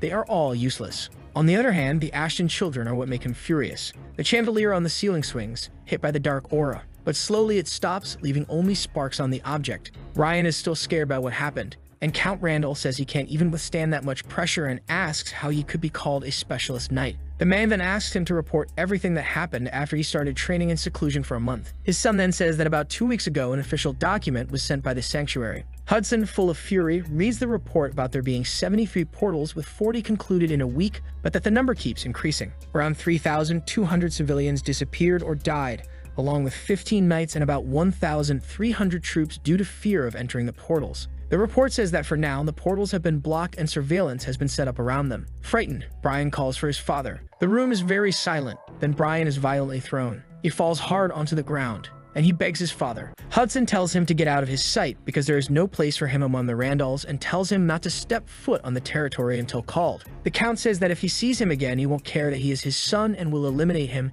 and asks him to bring the third son when leaving. Brian left the place with help due to his father's lethal blow. Meanwhile, Count Randall is irritated with the Ashtons, back at the Royal Academy. The maids are euphoric, asking if it's the young master of Ashen County. One of them says he led his knights and made a great contribution, and like them, the students comment on the boy's achievements. But among others, it causes anger, with some even accusing Raul of doing nothing and that it was all thanks to his family. Another says that when his family's reinforcements arrive, he will show everyone that he is better than Raul. All of this irritates Raul, who finds it annoying that everyone is looking at him like he's some animal at the zoo and asks why they don't come talk to him. Dalton surprises him by saying he became a celebrity in just 1 week. The swordsman says he did very well and asks the young master if he knows the whole capital is talking about him. But Raul doesn't want to know. This surprises Templeton, and he asks if the rumor that he is the true heir of Ashen County is true. Even the young master finds this question strange. But Dalton continues telling the rumor that it's odd for the family to entrust so many troops to a son who isn't the heir, but Raul says he isn't interested. The young master says that to clarify, he recruited his own order of knights without support from his family. This makes Dalton find it strange, and he asks more about it, and Raul responds that he had some money. The swordsman says he understands and that maybe he'll visit a portal with him someday. Being stared at by the young master, he asks why, and Raul smiles, realizing he has already achieved at least one thing he wanted. His admission to the academy may have seemed like an excuse to leave home, but actually has another goal. First, to find skill books in the library and hidden things within the academy. Although the list of new students changed because of Gray's appearance, candidates had already been selected according to information from Link Cafe. The boy Dalton is one of them. To be honest, for Raul, the strongest person in this kingdom is the master, Marcus D. Templeton. In the world of connection, where almost no contact can be made with high-ranked noble NPCs, it was a chance to meet his grandson. Not everyone is allowed to enter the portal, requiring an official permit or a troop, making it impossible for Dalton. Even though he is a specialist, he never confirmed his abilities, so Raul believes he is desperate for a chance at real battle experience. The young master smiles at this. He asks if he wants to go together to the portal, and Dalton celebrates, saying that as expected, getting closer to him was a good idea. However, Raul has a few conditions. He says the first thing is that Dalton will be the only one taken into the portal, with no subordinates or guards. But for Dalton, actually that's better, as he prefers to have fewer people along, and Ashton also asks for secrecy about his going. Yet Templeton doesn't mind either, which catches Raul's attention, surprised that the kid doesn't worry about anything or suspect bad intentions. And lastly, the young master says he needs to have the Duke's permission, which worries Dalton, who asks what he should do. Ashton says it's obvious and asks what would happen if something were to happen to him, needing someone to deal with the situation. He says it won't be for fun, but rather an official visit, and since he has many knights to look after, he can't handle his personal issues. Then Raul says goodbye, informing him they will talk again once he gets permission. Dalton is left worried about how he will convince the old man. It's still early and the sky is clear. In an afternoon tea, Philip asks if anything happened at the academy, and Raul says only that all this attention is tiring. But all of this was expected, and that's why they need to maintain public opinion at the current level. He asks how many people have been sent so far. Bernard reports that in the last 2 days, 100 soldiers were sent as bait, 10 mercenaries were hired, and 20 spies are active. In the midst of the fierce battle among the nobles, public opinion is an important job that must be done to solidify their position. And as expected, searching for the voice of Reuben was a good decision, and by delivering information, it earned them a friendly reputation that spread throughout the kingdom. People may not know the weight and influence the media holds in the connection. The media in the connection is an elite organization with many sorcerers, and moreover, one of the 3 great sages, Janice White, is the president of the Press Association. And among them, the most influential is none other than the voice of Reuben. Raul knows he doesn't have to fight wars only with swords, but should use everything and anything he can. He asks to double the number of wandering mercenaries because sooner or later they will try to bring them down, which leaves Philip confused by his words. Bernard explains that since the situation with the problems has stabilized, the nobles will slowly start trying to get involved one step at a time. The young master says he would welcome them if the portal issue were simple, but there's not much to be done, and the butler says they want to try to tarnish his reputation. And Raul knows that the crumbs are the only thing they want because no one except the chosen can close a portal. And he asks that this be kept secret for now, and his knight agrees with the order. Even if Ashton has to use the greed of these lords, he needs to gather the soldiers of the kingdom. This is the only way to deal with the crisis that is about to befall the kingdom. Night falls over the kingdom, covering the streets with mist. Someone is running in complete desperation. The man with his tattered cloak appears to be fleeing from something. He never imagined that they would continue to be hunted even after entering a portal, and wants to understand what they want by chasing him. For now, the man needs to lure as many creatures as possible to buy time for his comrades to escape. But he is ambushed by 5 hooded figures. The man is the leader of the information organization Wings of Freedom, codenamed Faceless, and the masked figure says it's good to meet him this way. Faceless deduces that they are the ones pursuing the underworld guild, and the masked figure says it's expected of the leader of the best organization to think quickly. He asks if they came there to eliminate him this time. The hooded man says that he had planned to do so at first, but now he wants to make an offer. This makes the leader of the organization curious, but also keeps him alert to defend himself. The masked figure asks for his surrender, saying it would be a waste to eliminate someone powerful,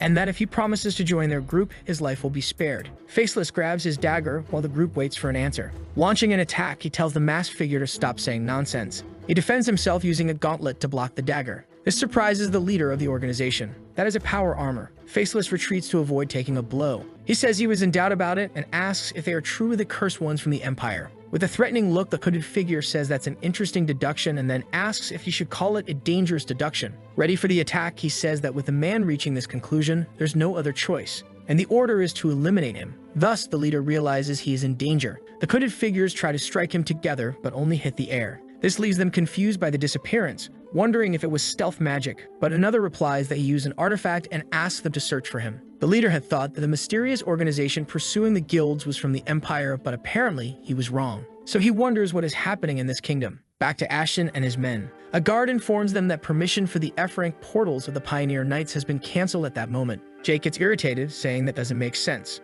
Rawl thinks it had to happen and asks about the E and D rank portals. Looking tired, the knight responds that they still have permission for those. The young master asks who will handle the F-rank ones, and although he isn't sure, the man says it's expected that multiple families will take part. This was expected since they are the least dangerous and therefore better for families to show off, and if everything goes well, they can be in a lot. Rawl also notices that the guard captain seems confused and thinks it would be better to earn his trust there. He says that if any problem arises, the man should visit them, and they will have a team ready at any time, leaving the guard impressed. The man says the boy is a fair person and wishes other nobles were like him. Earning his trust, the young master says it's a noble's duty to protect cities and their civilians and that they will work together. Looking scared, the captain says he must be careful with what he says. But he tells him there is a rumor that the Randalls are behind all this, guessing it was the Minister of Finance. He also says that many people in that department are close to the Randalls, including the man he accused. The captain says the young master should know since it seems unusual. Rawl thanks him for the information given. Jake thinks it's an exaggeration and asks what they did to lose the permission, but the master says it was a direct order from the royal palace and must be obeyed. He also says they shouldn't be sad because they won't lose anything with this, leaving the blonde confused. Rawl explains that D-rank portals can be closed by common troops and that sending mercenaries is a waste of money. The boy says that all they get from them are mediocre items, so it's better to focus on E-rank and above, and Jake realizes he's right. Philip then asks what they should do with their men when they leave the F-rank portals, and Rawl orders them to be sent outside the wall for training. The young master says that those blinded by items won't last long and permission will eventually come back since it's not an easy job. And what they need most right now is merit, fame, and growth. Focusing on them, Rawl asks that they pay attention to the command of the mercenaries and their personal growth. In 1 week, the annual ceremony for the inauguration of official knights will be held, and this is the moment for the pioneers to shine. They need to work hard until that day to attract everyone's attention so that even people outside the kingdom will hear about them. A conversation takes place in front of the portal, questioning whether they will come. The guard on the right asks what they should do if something bad happens, and the one on the left says they need to handle the situation. He says they are useless unless they obey those nobles. A troop appears with a guard asking them to step aside. Mounted on a horse is Elson, fourth son of the Carrington Viscounty. The guard Bill says it is an honor to meet him, as he is the current person responsible for controlling the portal. The handsome Viscount asks about the other, and he asks if it's that portal or whatever it is, and Bill confirms that it is. Bazin says the guard's men are in his way and wants an order for them to move immediately. The Viscount says they will enter immediately and orders his people to follow him. Bill asks what he should do with the horse, leaving the Sir confused about what he means. Avoiding conflict, the knight says that if he hasn't hired any men to take care of his men, they will handle it. But that only enraged the arrogant man, who kicks him hard, making him fall to the ground. Irritated, Aeson tells him to know his place and asks how the knight dares to ask him to dismount from his horse. Bill tries to explain the danger of the portal, but the Viscount tells him to shut up, saying he will talk to his captain about it. Angrily, he calls the knight an insolent commoner and orders his troop to follow him. His partner asks if he is okay, but the knight doesn't care anymore since he gave the warning and says it's not his fault if the animals go mad inside the portal. Thousand doesn't know that horses are not allowed inside portals because of the high mana density, and even if they survive by luck, they will suffer greatly. And so Biddle thinks they will be busy moving bodies tonight. The arrogant man asks if that's how it is inside a portal and says he doesn't see anything special. His knight says there are goblins and orcs, but that he doesn't need to be nervous. The son of Viscount Carrington gets irritated because he thought they would find some treasures. Trembling, he thinks about how things would be if that fraud hadn't shown up. and that fraud is Raul Ashton. Asen thinks about how Raul has become a star in the capital by eliminating some monsters using his wealth, and he intends to close the portals and bring him down. He explains to his men that they have to eliminate all the monsters and ask them to divide into units. But Marco disagrees, saying that this idea is dangerous and that they should keep the men together and use scouts to investigate. Thazen asks the guard what he's so afraid of, saying that they don't complete all the portals like that. The son of Viscount Carrington asks what people will think of them if they fail to resolve the problem there. But Marco is worried about something else. He asks the Sir to stay behind him. A creature is lurking. Soon, more start to appear. This makes the cowardly Asen tremble with fear. It's Marco who takes the lead and asks the men to stay calm and hold their positions. Then he orders them to prepare for battle.